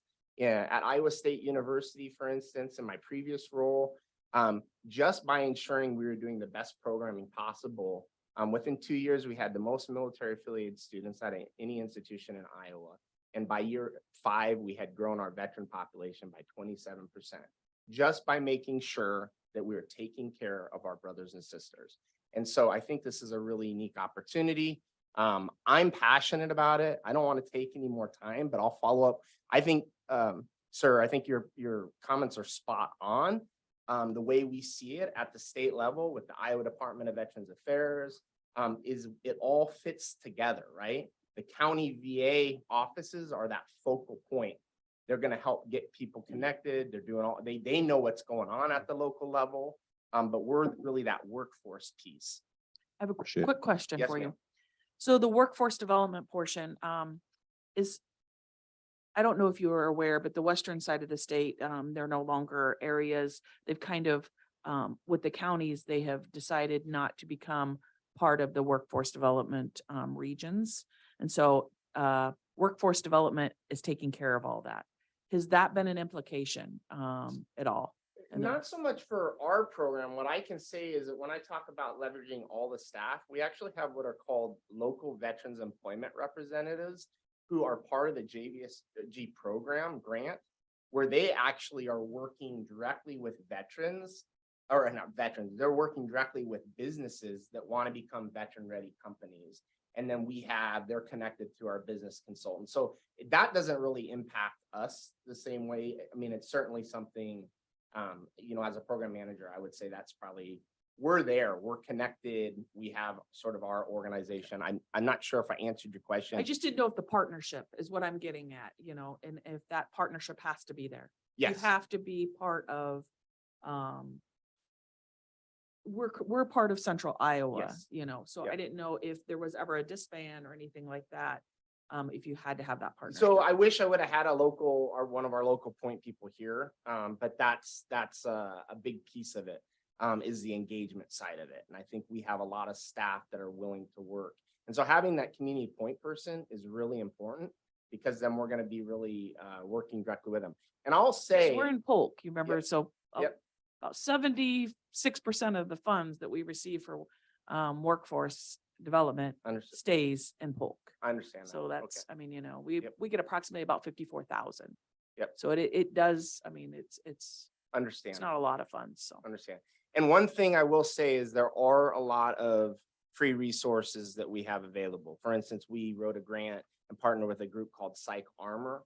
So we can provide free training for your businesses on steps they can take to become veteran ready. Vermeer is already a DoD skill bridge community. So what that means is that veterans that are transitioning out of the military at the 6 months, they can go work for Vermeer. And they can, at no cost of Vermeer, they go work, they're still in the military, but they're doing that transition, they're exploring that work. And then Vermeer has the opportunity to extend a job to them. And we have had some success, quite a bit of success with that already. So there are other ways that we can put the county on the map. Yep. Very good. Thank you, appreciate it. Yeah, thank you for your time. No further Appreciate it. discussion. I'll entertain a motion, close the discussion. So moved. Second, McCombs, aye. Ramey, Aye. Johnner. Aye. On to item number 3. Resolution 2023-63. Missy. So this request for the resolution to amend the future land use plan is always precedes the next item, which is a rezoning request so that the land use map and the zoning map would be meshed together. So it's just a formal process to amend the land use map. All right. Board, any questions? We don't have a great legal description. I came up with the best I could from the rezoning process and when it was added in 1978. But basically it's to amend and take away all the commercial right there on the land use map in that area.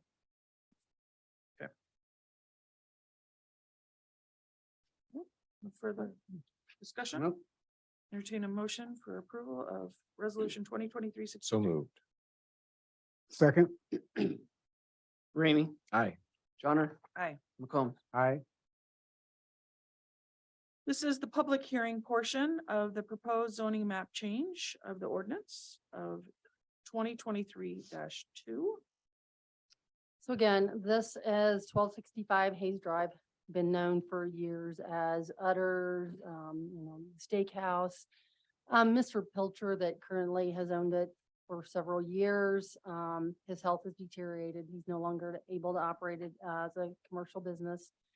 He's attempted over the last couple of years to sell it. He's had no success at it. It was originally rezoned to commercial in 1978.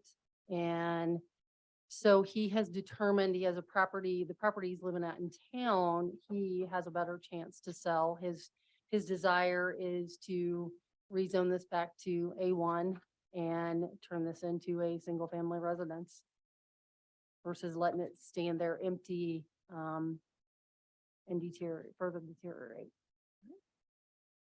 Since this is the public portion, is there any public comments? Or anything online? No, sure. No further comments? We did go through, obviously, the standard 2 notifications to property owners through the zoning commission that they heard this on in May and then before this meeting. So had a couple inquiries, one of which was more confusion about taxation classification. So nothing pertains to this current rezoning. Entertain a motion to close the public hearing. So moved. Second, Johnner, Aye. McCombs. Aye. Ramey. Aye. Item number 5 is the ordinance of 2023-2. Again, it's going over what Missy had just spoke about. Board, do we have any questions? Right. Not. Entertain a motion for ordinance 2023-2. So moved. Second. McCombs. Aye. Ramey. Aye. Johnner. Aye. Ordinance, item number 6 is ordinance 2023-2, which would be waiving the second and the third reading. And authorizing final approval, amending zoning map. And ordering of final publication. Entertain a motion. For Move- ordinance. move to approve. 2023. Second. Ramey. Aye. Johnner. Aye. McCombs. Aye. Item number 7 is the public hearing.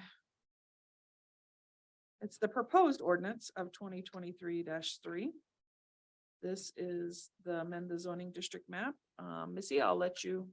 So this is the property that was rezoned as a part of ordinance 2019-64, which was known as Sanctuary Gardens LLC. It was done as a conditional rezoning. As a part of that condition, if operations of the property are ceased for a time of more than 1 year, the property may be subject to suggested rezoning back to the A1 unless a request is made for continued operation as a listed property. We all know due to circumstances, COVID hit this property, the proposed plan for this property never moved forward. And so with that being said, when I reached out to the owners of the property and said, hey, do you have any concerns? What's your thoughts? That, we need to follow through with the conditions that were specified unless you have further requests. And their comment was, there's lots of potential thoughts for the property. At this time, they have no defined plans for it. So they were in agreement to have it go back to the original A1. If there to be any other future plans for it that were not compliant with A1 zoning, then they would bring it back before the zoning commission and the board of supervisors. Since this is the public hearing portion, is there any public comments? Seeing none. Entertain a motion to close public hearing. So moved. Second. Johnner. Aye. McCombs. Aye. Ramey. Aye. Item number 8 is the ordinance 2023-3. That's approval of the first reading of ordinance. No further questions? Board, if there's not. I'll Move to entertain- approve. Second. McCombs. Aye. Ramey. Aye. Johnner. Aye.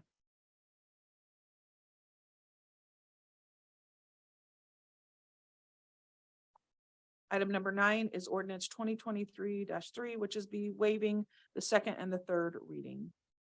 So Missy, you feel that that's, going ahead and waiving Yes. is. So we had, of course, the standard notifications at the zoning commission meeting. We had one neighboring property owner there who was in support of the change back to A1.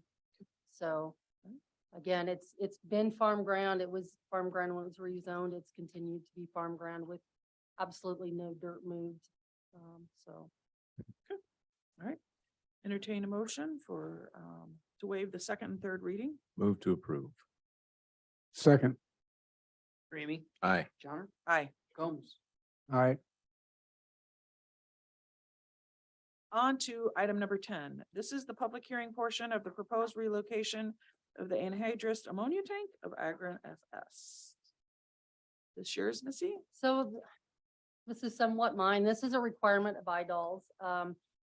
Agriland did meet the requirements in May to go before the Board of Adjustments. Special use permits are required in Marion County and industrial zoning for anhydrous storage. And so when they were moving it from the south side to the north side, that was a requirement that we went again, to the Board of Adjustments in May. And then this is the portion that is a requirement of IDOLS.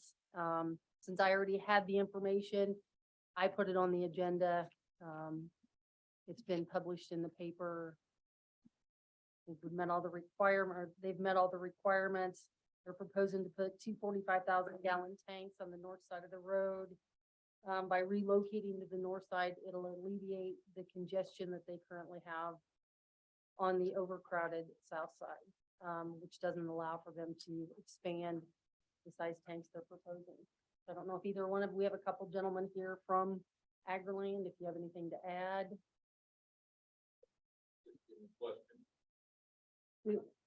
So the one thing I would ask, there was only one question during the special use permit to the lighting. Was that addressed?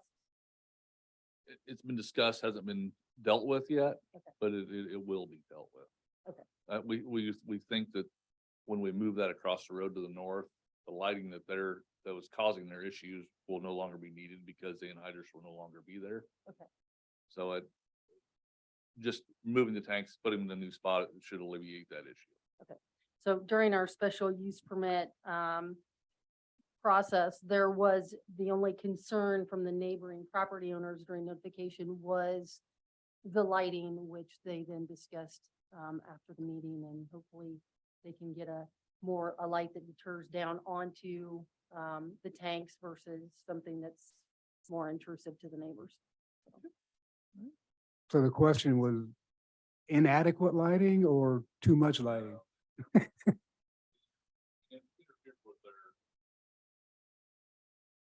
They can't, Okay. they can't see the stars at night. Okay, all righty.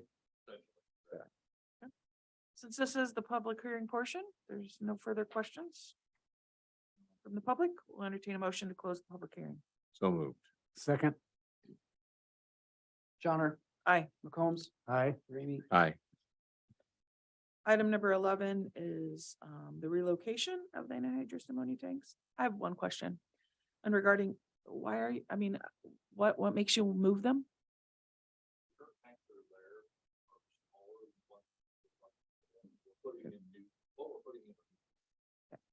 So- Hang on just a second. So that the people online can hear, sorry, they can't hear you unless you speak into the mic. Okay. So I just asked, if you could repeat that again, why you're removing them and. Yeah, the reason we're moving them is the current tanks we have are quite a bit smaller. Will not handle what we need at this time to take care of our customers. So we're adding bigger tanks and we're moving them across the road because the current position that they're in causes a lot of congestion and actually doesn't give us enough room to put those tanks in there on that property. That's all questions I have. Motion to approve. Second, McCombs, aye. Ramey, Aye. John. Thank you. Item number 12 is resolution 2023-64. This is in regards to the general fund and capital improvement transfer. Jake. So this is just we've done this the last couple of years. You guys, way back in the last budget, approved a transfer amount. I believe that the amount in this current year's budgeted amount would be $50,000 was the budgeted amount. It doesn't mean you're limited to that, but that's what the budgeted amount was to transfer from the general fund to the capital projects fund, if you felt it was okay to do so, necessary, and something that you wanted to do. This is not a requirement, but a practice that the board has begun in the last couple of years. Yeah. And again, the capital projects fund is a set aside fund to use for special projects, and it would just builds until you want to use it. So again, complete discretion by the board here. The one thing you couldn't do is do a huge amount of transfer that exceeds the total budget, but Right. the Jake, line what's- item was 50,000. Yeah, our current amount is 167. That's what, okay, so, I apologize on that, the 167 was the last year's amount that you transferred. So that amount is on there. What you want to do this year is up to you. The budgeted amount for FY 23 was 50. Right. Board, do you have any Thoughts? No problem. I think that's what we set it up to do. 50. Yep. So entertain a motion? Yep. Mark, you making that motion? Okay. We're gonna motion Second. to move it. You guys are moving fast now. What's that? You guys are moving fast now. I'm trying. No, you're fine. So the motion would be for the The $50,000 $50,000 transfer. Yep. from the budget. Ramey? Aye. Johnner? Aye. McCombs? Aye.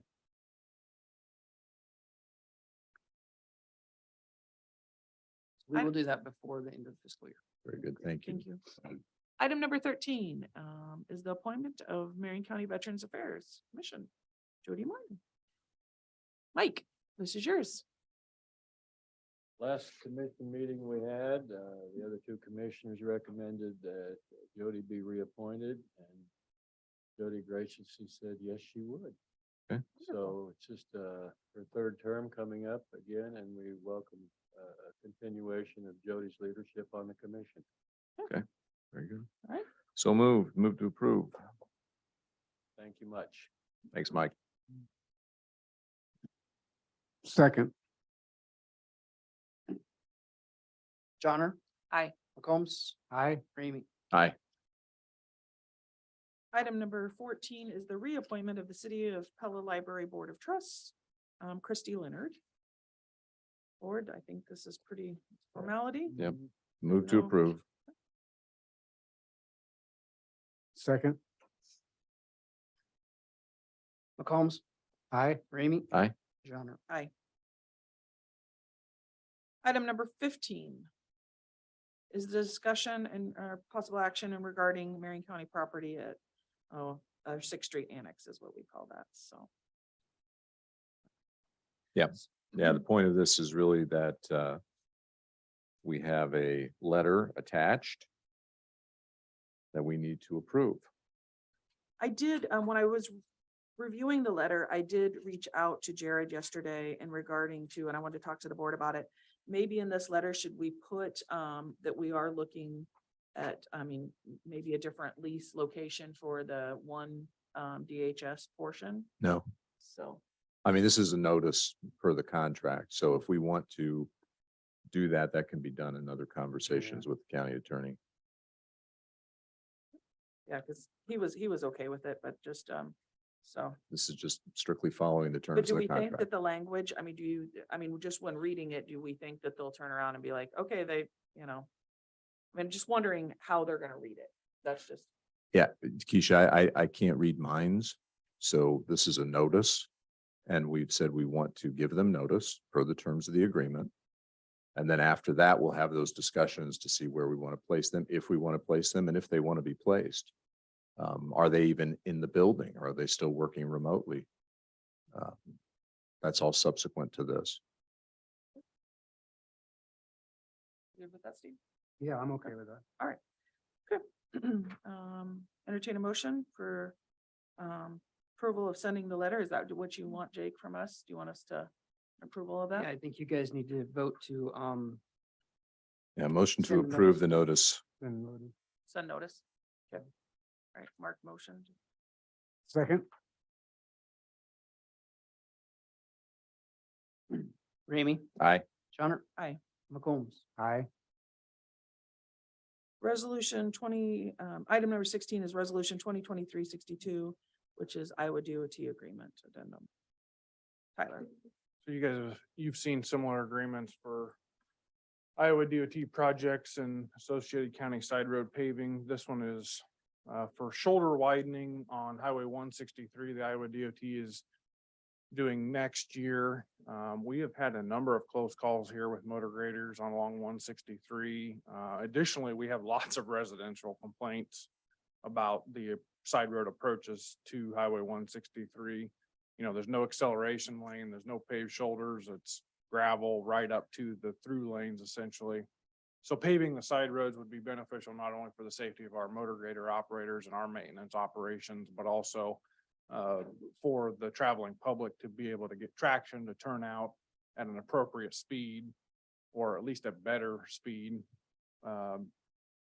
to accelerate or to potentially turn off of the road more at a higher rate of speed. related to safety. So one discussion I did have with the DOT on this one is budget. It's one of the larger projects that we've done of this type. And just having concerns with our budget, secondary road budget moving forward, this would come largely out of that, a small portion out of farm to market. But how, if we approve this agreement, how do we get out of this if we determine that we don't have the funds when the time comes? Because this would be, the construction could be well over a year from now. So there are provisions for that. So we walk through how to do that, who I need to contact. So we do have that capability. If I determine that we can't afford to do this, then we won't. So, but I do recommend approval today. We'll include it in the project, but essentially it can be removed at the time of construction if we want it to be. Board, any questions? Nope, sounds like you thought it out, Tyler. And we have worked with them on the design of each intersection because nearly every intersection is skewed. And we wanted to make sure we had appropriate, not a cookie cutter design. We wanted the appropriate radiuses and widths for the our secondary road system. No further discussion? Yeah, motion to approve. Second, Johnner. Aye. McCombs. aye. Ramey. Aye. On to item number 17. This is the Road Department Junction Highway 92. Schedule and funding update. Tyler, I know that we requested in May for you to present to us in June. Yeah, so I took a look at the proposed legislation, what impacts that might have. And then from that, I formulated this funding request and proposal that I'd like to walk through. And if you remember a few months ago, I sent you some projections on the county's general fund balance, general supplemental, some options to redistribute funds. Not really getting into that. Kind of looking just worst case scenario on the general fund, because that's really the fund that's impacted the most, with the exception of local option sales tax. So we've had discussions in the past, and kind of the direction I was getting was to use as much of the local option sales tax for our Junction 92 project as we could, and the available balance, not borrowing against it like we had originally planned. So the request I'm asking today is additional funds from what has already been committed by the board. So we have a few resolutions associated with the allocation of ARPA funds towards the project, local option sales tax, and general fund dollars. So I sent you a memo, and at the beginning of that memo is a request for additional funds, 1 million from general fund, 1 million from local option sales tax, and potentially 625 additional in the future from local option sales tax. That could come from if there were any contingency funds left over in ARPA, or from the capital improvement project, which will have just over 600,000 upon this earlier resolution being passed. Or, hopefully bids come in good and we don't eat up the $500,000 contingency that I have in the project, which would take away most of that 625,000.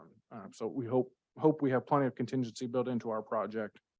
And ultimately, if you're in favor of the plan that I'm presenting today, we would look for formal action via resolution, as we've done in the past, to allocate these funds to move this project forward and get it ready for bid letting. At the end, I will talk about the schedule and what that looks like. So Jake and I kind of discussed the order of preference for the expenditure of funds. So we have a number of funding sources for the project. Obviously, the 4 green there would be the funds that are already allocated. So these are the ones that I have budgeted in secondary road budget, but also ones that you have formally passed those resolutions are on. And if you'll note, the last couple there would be the Fund 1 general fund. The FY24 budget currently has only $500,000 of the million allocated that is budgeted. If we were to expend that in FY24, we would have to amend the budget to spend the remaining allocated $500,000. And then the orange is color. Yeah, it is orange on your screen. would be what I'm requesting in the first paragraph there, for the additional funds. There would be some pass-through. I think the cleanest way to do that for the sale of our properties would be the county's general fund. To date, we could not find any records of those properties and or buildings being purchased through the secondary road fund. I don't really know where else we could look. We've looked in our records, recorder, board minutes. So we haven't really found anything. So we've talked about just funneling that through the general fund. I don't, Jake, you have anything to add there? No, no, I don't think so. I think that's the safe thing to do. Yeah. So the last couple of bullet points here would be or paragraphs would be the total outlay by fund. So you've allocated some funds formally. I'm requesting some additional funds. So from lost over the course of the entire project, it would be just over $3 million. That would leave an available balance in local option sales tax. General fund, the total cash outlay would be 2.3 million, 2.375 that would have to be expended. Some of that would just be cash flowing the sale of our existing properties. So the net cash outlay from the general fund would be 2 million, 1.5 from ARPA and 1.75 from secondary road fund. Plus anything that we've incurred to date, which is nearly $500,000 in engineering fees and work that's been done on the site. So what are the implications if we go forward with this? So the ARPA, unless there's some contingency money, the ARPA balance would be zero for what's been allocated for this project. Once that 1.5 million is expended. For local option sales tax, if we spend 2.5 million in FY24, that leaves us with a fairly low balance.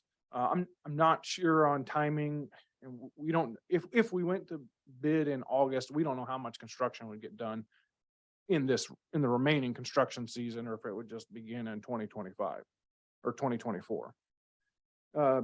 So that number is likely the worst case scenario there of 27,000, which is a pretty low balance. I'm sure it would make Jake uncomfortable. But in the subsequent years, once the project is complete, the ending balance would be 200,000. And with the LEC debt payment coming off, that project fund 29 would quickly recover, more quickly than it is currently. Somewhere in the neighborhood of $800,000 to $900,000 per year. Right now we're at $500,000 to $600,000 a year in project fund related revenue. And then add in that $300,000 LEC payment, that fund's going to quickly recover. So in a couple of years, maintenance, conservation, road department could have a couple million there to do a project or come back to you for, or whatever you deem necessary for those funds. When's the LEC off? June 2024 June of 2024. would be the final payment. Tyler knows.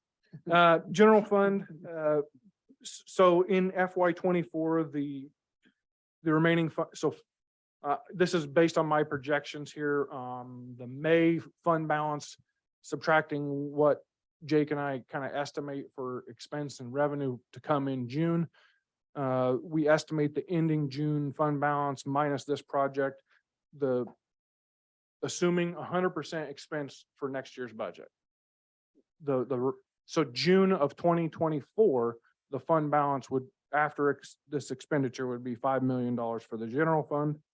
And for FY26, or excuse me, FY25, 4.6 million. So that would be absolute worst case scenario, in my opinion. That's the next 2 fiscal years, all general fund expenses using 100% of what's budgeted, which is not typical. Typical is actually in the range of 93% of the expended or of the budgeted expenses being utilized. But assuming worst case scenario, 4.6 million. So how does that compare? The beginning fund balance for FY22. So just over a couple years ago, we were at 4.04 million for the county's general fund balance. So 2 years ago, that's where we were at. So in my opinion, that's not uncomfortably low, but that's not a decision I make, I guess. That's for you to decide what is comfortable for you to have in the general fund balance. So 4.6 again is worst case scenario. One caveat to that 4.6 million is assuming 0% revenue growth. And 5% expense growth, which is also average. So our budgeted amount of expense goes up on average 5% per year. We only use 93% typically of what's budgeted, and I'm assuming 0% revenue growth. If we assume 3% revenue growth and the 5% expense over the next couple of years, in 2 years, the general fund's balance would be around 5 million.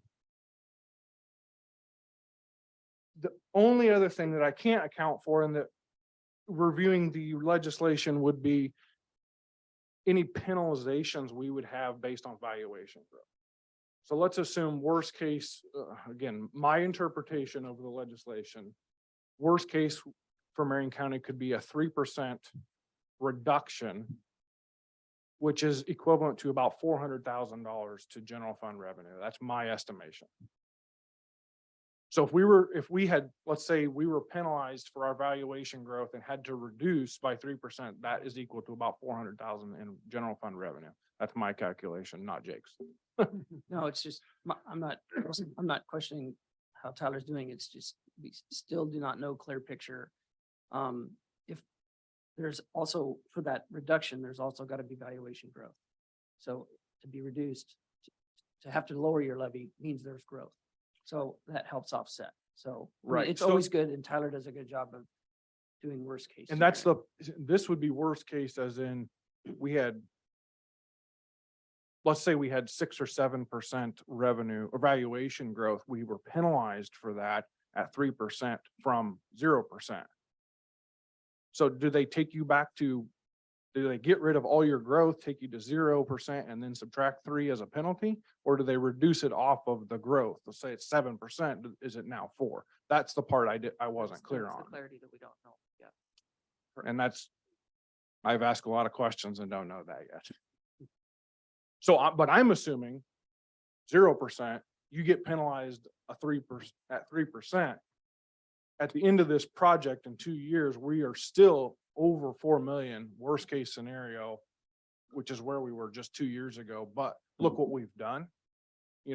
2 years from now, looking back 4 years, and we've maintained a $4 million fund balance, and we've done an elevator project, a VA project, and lots of other projects, capital projects within the county, and we've built this shop that's going to, I'm not going to say in perpetuity, but it's going to last the road department and citizens of Marion County a long, long time. And then the secondary road fund balance is the last thing that I have there at 2.1 and then 1.35. Again, those are conservative estimates of mine using my fund balance projection that I use on an annual basis. So I guess the main thing, the asks here are, would you be willing to allocate additional local option sales tax and general fund money?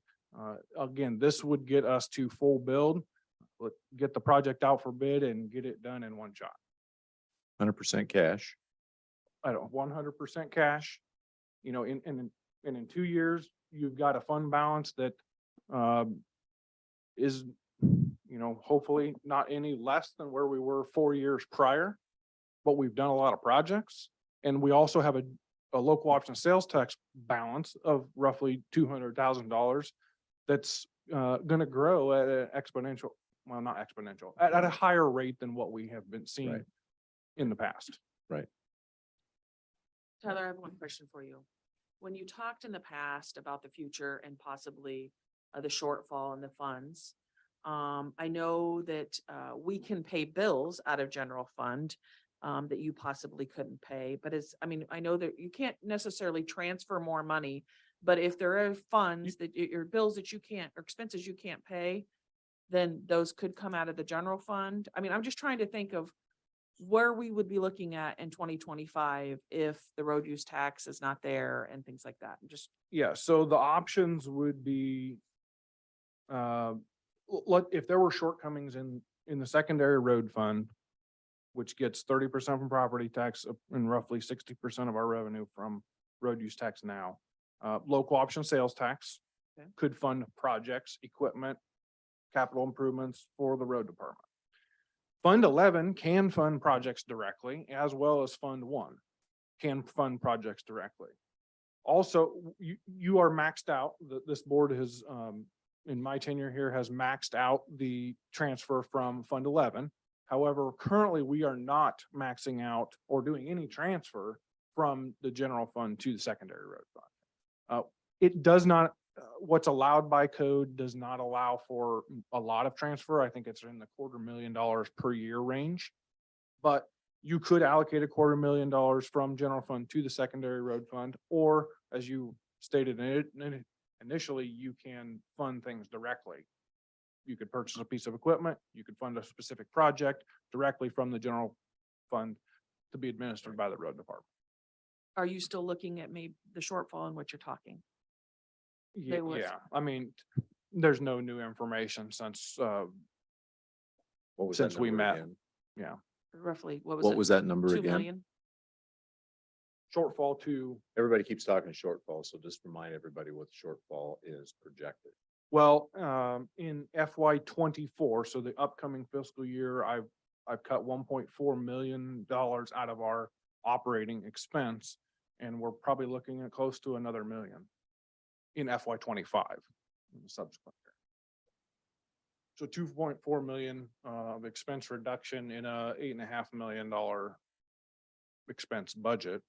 So we'll be going back to $6 million expense. And we were there probably when I started. So the We were question probably is, at do we $6 want to, million in the expense 10 question is, years ago. do we want to continue to fund at that higher rate? Or do you pushing projects out too No. long? That's another issue, I Do, think. do we want to, I mean, the expense reduction is a result of what? Remind everybody what that expense reduction is. A Our result of. expense reduction is my choice to manage our secondary road fund balance, but it's a result of inflation and fuel, materials, Right. steel, concrete, aggregate. Right. The 20 to 30% inflation right now is not uncommon Right. in those line items. Right. So we're going to eat up project costs and inflation just in the cost of current projects. You're going to reduce that amount you can do because of the inflated material costs.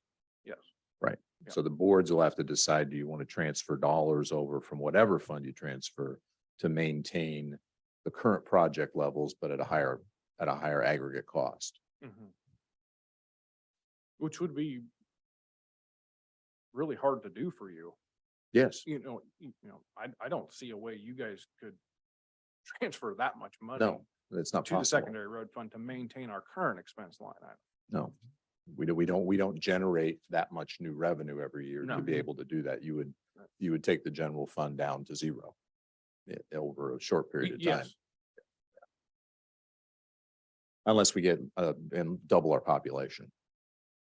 yeah, that would be extremely, extremely difficult. And that's Yeah. not a short-term thing. So I guess, again, my ask today is, are you comfortable with, or do you have questions regarding additional local option sales tax? So basically using up most of the available balance in the next couple of years of local option sales tax project fund, Fund 29, and giving an additional $1 million towards the project, with the order of expenditure being as we've laid out here Mhm. from the general fund. If we can do an all cash project in 2 years, Tyler, An all cash project in 2 years is what is being proposed That's- here, and I think with, that's rough, excellent. I would say minimal impact to the secondary road fund. You do see our fund balances being reduced. Right. But we've been squirreling away money for a decade for this project, if not longer. right? Operations are a different question.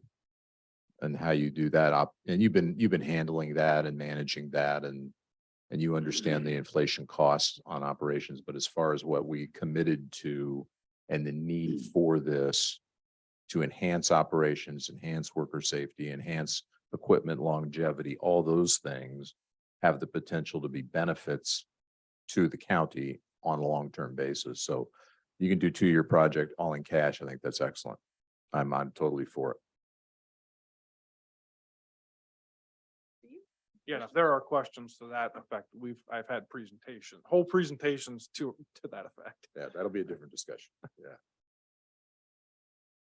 Our current sites that we would be divesting ourselves of, Tyler, we've been in contact with possible buyers, haven't we? We have, I mean, there's interest. We have not, I'll realize we there's have. no formal action formal. taken in any way there. Yeah. There's definitely interest in all the properties. Okay. Okay. Okay, so Tyler, you're asking us as the board support this? Mark has Yeah, obviously if said you he supports. support what the proposal being Yeah. presented Yep. today, I will come back next meeting with formal resolutions as we've done in the past for this remaining ask. You know, and then we will talk with our architects and, you know, when is the best time for us to bid here in late summer, fall? And then the only verification for me is walking through their projection on the cash outlay as the project progresses, making sure we have available balances for that. But I think with this proposal, I'm more comfortable with that now than I was before. Yeah. So, Good. No, I support that. And when we talk about our existing property and the sellers on existing property, what are we talking about? You said you had people interested in our existing properties. What? which properties? Yeah. So the Pella shop on South Clark Street in Pella by Ideal Ready Mix across the street from Pella Corp is our Pella location. Harvey, which is next to nothing. It's basically a 2-car garage. And then the clay shop, which is directly adjacent to the South Central Iowa Solid Waste Agency on the south edge of their property on Pierce Drive. Yeah, I think the landfill, if I'm correct, and I think I am, has already set aside money for that property. So, Good. Be a process there. And yeah, I do know there's been people interested in the one in Pella. Yeah, too. so I will have to So- revisit that with Jared. You know, Ed and I were going down that road of the processes there. So I need to get Jared up to speed on Okay. on those properties. All right, so Mark, do you need a motion?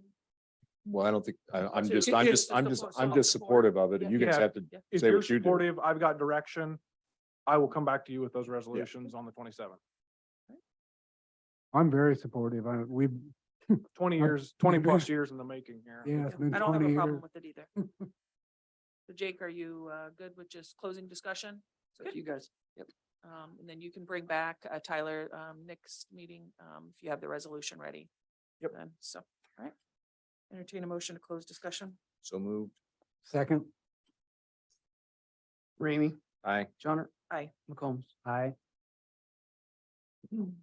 Item number 18 is the road department employee incentive policy. Tyler. Yeah, so something a little interesting and unique here. I'm proposing a policy with an incentive program to incentivize our workforce, attract and retain the valuable employees that we have and potential valuable employees. To recognize the efforts the employees exhibit, their behavior and their exceeding of expectations. The intention of this program would be to drive employee and departmental success, safety, productivity, job performance, all of which benefit the travelers and the public in Marion County. And lastly, it'd be my hope that the policy would improve the culture, teamwork, and morale throughout our department by demonstrating tangible appreciations and investments in our employees and their successes. This policy provides discretionary, that word is key, discretionary bonuses to overcome, you know, a challenge of performance-based pay adjustments that we have in our department. The road department's hierarchy and pay structure is not conducive at this time to performance-based hourly wage incentives or disincentives. Nor is there a good mechanism through our performance evaluation process for using predetermined wage increases or decreases or bonuses. And if you had that established matrix or rubric, then that would be a non-discretionary bonus, and that's not what's being proposed here. The employee morale and overcoming and smashing the stigma of the government or county employee has been a goal of mine. You know, we don't want to be the example of what people say is government. And in my department, and not only do we want our employees to be efficient, we want our department to be efficient, and safe, and provide a safe and reliable transportation system. We want our employees to feel value and worth and be rewarded when we can. And there are many departmental efficiencies that the department has accomplished in the last few years. However, we will be forced to cinch our belt even more in the coming years and throughout a potential restructuring in the future maybe. And we're going to be asking more of our employees as part of that. That's not something I formally proposed to or presented to my employees, by the way. Just some things on the horizon that we're considering based on what we talked about in the last item with budget constraints. There are ways that we can cut and be more efficient, but along with that comes asking more out of our employees each and every day. So I would like this program to reflect that and complement our expectations as we move forward, and to be able to retain the valuable and experienced employees that we have, and to promote our department for the acquisition of similar employees in the future. So I've provided you a draft policy. We've kind of ran this through the ladder of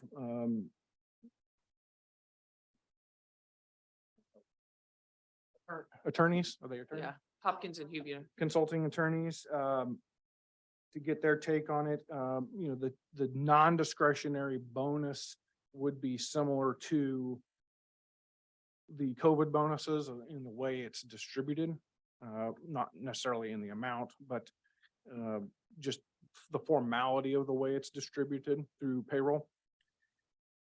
There is no rubric.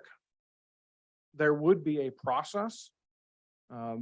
So we would, if this program was approved, there would be a process, you know, kind of a checks and balances on how the money is distributed. There would be a recommendation process. It would go through, you know, from my supervisory staff or from myself, we would initiate that. And then that would be routed through the board, or excuse me, HR, ultimately to the payroll and the board's discretion. So the process would be documented on how we got to what bonus we are issuing and why. As far as budget, we do have a budget in this current fiscal year and in the subsequent fiscal year for this. For simplicity purposes, in the first year, not knowing when I budgeted what exactly the program would look like, I threw 40 hours of additional overtime into my budget, which equaled about $1,000 per employee. So as take-home pay. So that's how I budgeted $1,000 take-home pay. This is not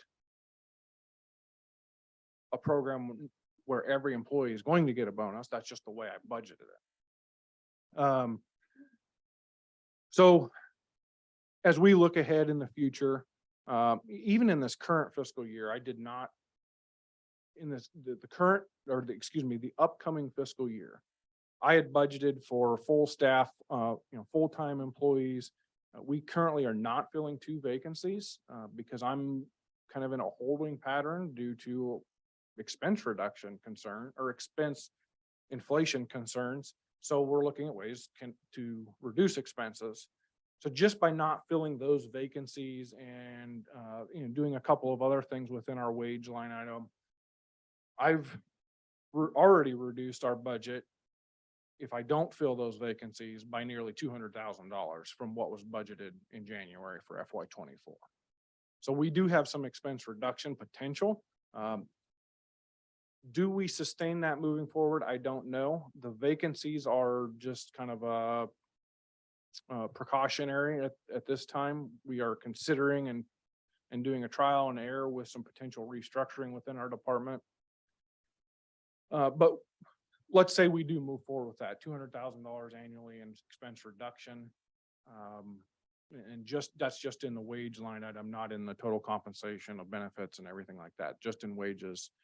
There is room for this because, like I said, as we reduce the number of staff that we have and through attrition, we will be asking more of our employees. And again, we continue to up our expectations of our employees and they've come along for the ride and I want them to be rewarded for that at certain times. And I hope this program can do that.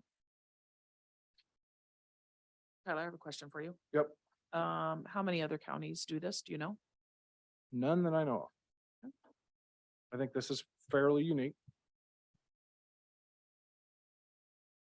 Right. And I will say I stated a lot of things about my objective and my intent on the program and why I want to do it. Well, we know the job market is getting more difficult to find employees. We also know, and it's not a knock on anyone or anything in particular, but our pay structure and our evaluation process, it makes it really difficult for my department. I don't know, I can't speak for other departments because I don't know how their hierarchy and pay structure is, but with my department, it's very difficult to do performance-based incentives. The other thing I like about this versus performance-based annual wage incentives or disincentives is it isn't in perpetuity. If their annual wage increases or decreases, that then sticks with them over time. This is a reward at the time of a success or in one particular year, and it incentivizes them to continue that. So can one employee get more than one discretion? Okay. And then also, I guess I'm going to ask this because you see businesses that'll hire somebody and they'll tell them, well, within 4 years, you're making what your coworker's making. Isn't that also an incentive? I don't know I know that your pay structure, you can get to the same pay quicker than people that have been there longer, but that's not uncommon. I've seen that at, factories too, that, where they do it. And I've also seen it with people that, similar to Windstream, they do that. Within 4 years, they're making the same amount as their coworker. So. Yeah, and isn't that a disincentive to those people who have been here for a while? Actually, they look at it as within the time that they've learned the program, that it takes that time, but then they look at it as it's an incentive to get the employees because now they're working. So what I'm just saying is it's two different ways. I'm just saying out there in the industry, there is both ways. I understand what you're saying, but I also think there's the other way too, the businesses do it. So. Yeah, and I understand the challenge of this. We would be kind of a one-off here. But I've really struggled with this over the past 6 or 8 years on how do we reward employees, and it's difficult. And we have some really good young employees. We also have some employees who have been here 30 some years and 25, 30 years that they've never seen appreciation to this effect. And I guess that to me, this is a mechanism that benefits the scope of our entire department, from throughout our hierarchy. And it would be, I didn't state this, it would be for all non-exempt. I would be excluded from this. Everyone else in the department is non-exempt. And I have to think, about what the state mandates on us and how this could affect, what we would be asked as a board from other departments too.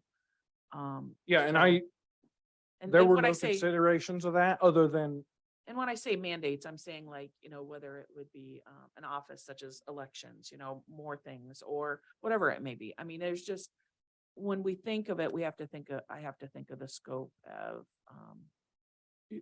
different departments. yeah, and I'm sure there are considerations outside of the secondary road department or outside of the road department that I didn't look at. I looked at it from the road department perspective. And I respect that.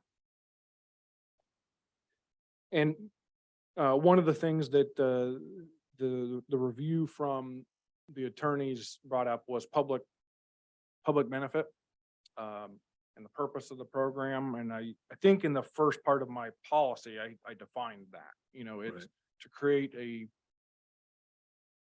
a smooth operating, functional, efficient department that, through their work, they're benefiting the residents of Marion County. And, Right. whether that's through efficiencies or less turnover within our department. And less turnover then means more experience, which then benefits the road user in the end. Mhm. Yeah. As far as, if I was not in this position and I'm an outsider looking in, we budget a certain amount per year. That could be zero, with future boards or with you as things change. If, this board says that a program's not gonna work, it doesn't fit into your budget. And I wanted to disclose, I'm not saying we spend that entire amount. For simplicity purposes, in my budget, it was easy to just say, add this many hours of overtime to each employee. That gave me a number I was comfortable with, and I went with that. Right. I'm not saying that, and you, if you have opinions or whatnot on that amount per year, we can sure have that discussion. Sure. I will say, there might be some growing pains with this as we move forward. We may have to revisit it if it's approved, or if you want future discussion. Now we can definitely look at or have other discussions with attorneys. Maybe you want them to come in. I think I appreciate the creative thinking, Tyler. In a bit, and this isn't a business at all. This is not structured like a business in terms of how it's funded. And so to try to think about but we have the same issues of staff retention, employee attraction. How do you reward excellence and not drive everybody to mediocrity? And retain those people who perform well. Yeah, so I'm gonna think about this a little bit. And when you think of relative value in an incentive program in the private sector, in factories, manufacturing, financial services or whatever, nobody comes on and says you're going to be up to the same level as everybody else in 4 years, because those people are gaining in salary too. But you will advance your salary unless you're on a commission basis. We're not on a commission basis. Second issue we have is, how do you not inflate your wage line and provide incentives at the same time? Because normally incentive programs are to keep your wage line from inflating, to offer some other type of mechanism to keep that overall wage line down. For your group, is it more effective to deal with base pay or higher taxed incentives, because they are higher tax, or through some other type of benefit like we offer through HSAs, increased contributions per se for those things, because that's pre-tax. So those are different mechanisms you could use to provide added incentive, but then we could spread those evenly across the board. Everybody who did the program would get an advantage to that. So some of that I got to think about a little bit as to what provides the best or could potentially provide the best. Now, I don't know you deal directly with the employees and with hiring and all those things. So you know what the market's like. Yeah. And that's a tight issue. It's the same as we heard from our employers. We're all wrestling for the same people. So I appreciate the creative thinking though. And this has been in the back of my mind. I've mentioned it to you last couple of years, probably, that something like this was coming. But earlier this year, I think February, we did the employee satisfaction survey. And I think one of the things that stood out or had the overwhelming majority was wages. And we're addressing that in one way in this coming fiscal year. Yep. But this is just another way to do that. And like you said, Mark, incentive programs can look fairly different across the board, and we could be creative in another way, like you said, with tax-free incentives. Yeah. But the net of that is savings or an increase in take-home pay for the employees, which I believe is what really would be a driver. That's a them, driver. Really Yeah. be an incentive. Yeah. Okay, good. I don't, some offer additional vacation and that sort of thing. We've got vacation and comp time. It's those are both fairly healthy programs, and I didn't go that direction. with this. Mhm. I have had some questions about, what type of things would we reward? Mhm. Overall performance, yes. We have had, for example, we've had some employees that just in the normal part of their duties, offer suggestions that have thousands of dollars savings potential, or that is quantifiable for us. And we, there's an example of something we could recognize, hey, your creativity or your foresight in this project saved us a lot of money. That was kind of a thinking outside the box.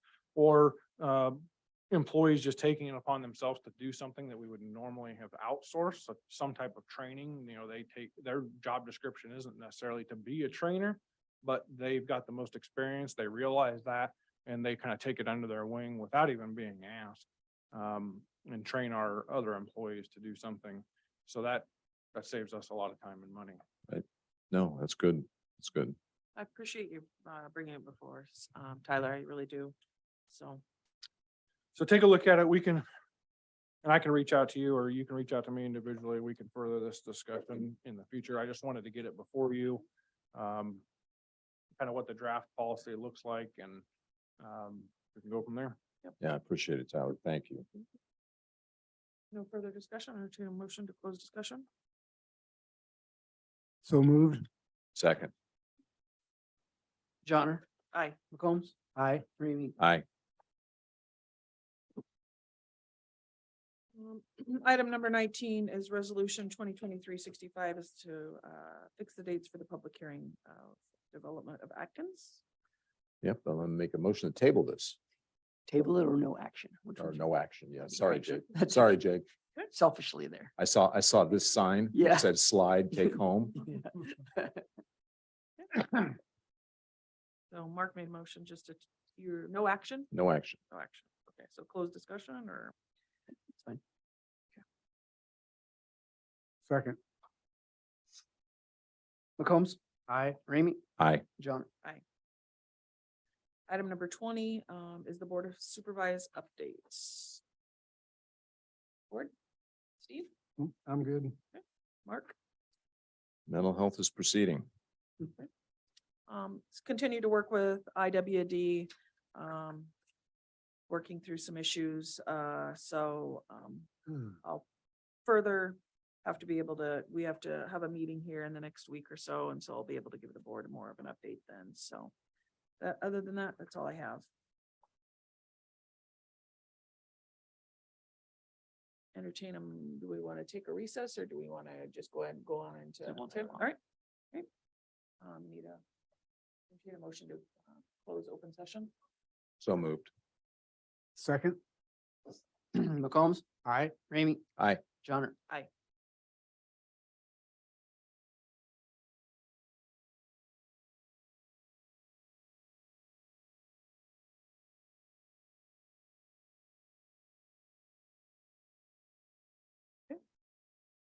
Entertain a motion to go into open session. So moved. Second. Oh, now I can hear you. Johnner. Aye. McCombs. McCombs. Aye. Thanks. Ramey. Aye. Coming out of closed session, the discussion, we'd like to, action would be discussion with the Knoxville, the city of Knoxville and VA campus and regarding the laundry facility.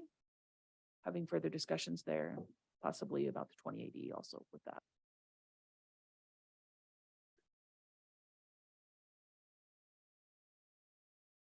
Is there a motion to approve that? So moved. Second. Ramey, Aye. Johnner. Aye. McCombs. Aye.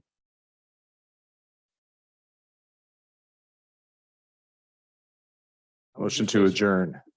I'm just waiting for my prom. Thank you, everyone. How about a second? Did you second that, Steve? Sure, second. Sorry, I have to mark these in the book. McCombs, Aye. Ramey, Aye. Johnner. Aye.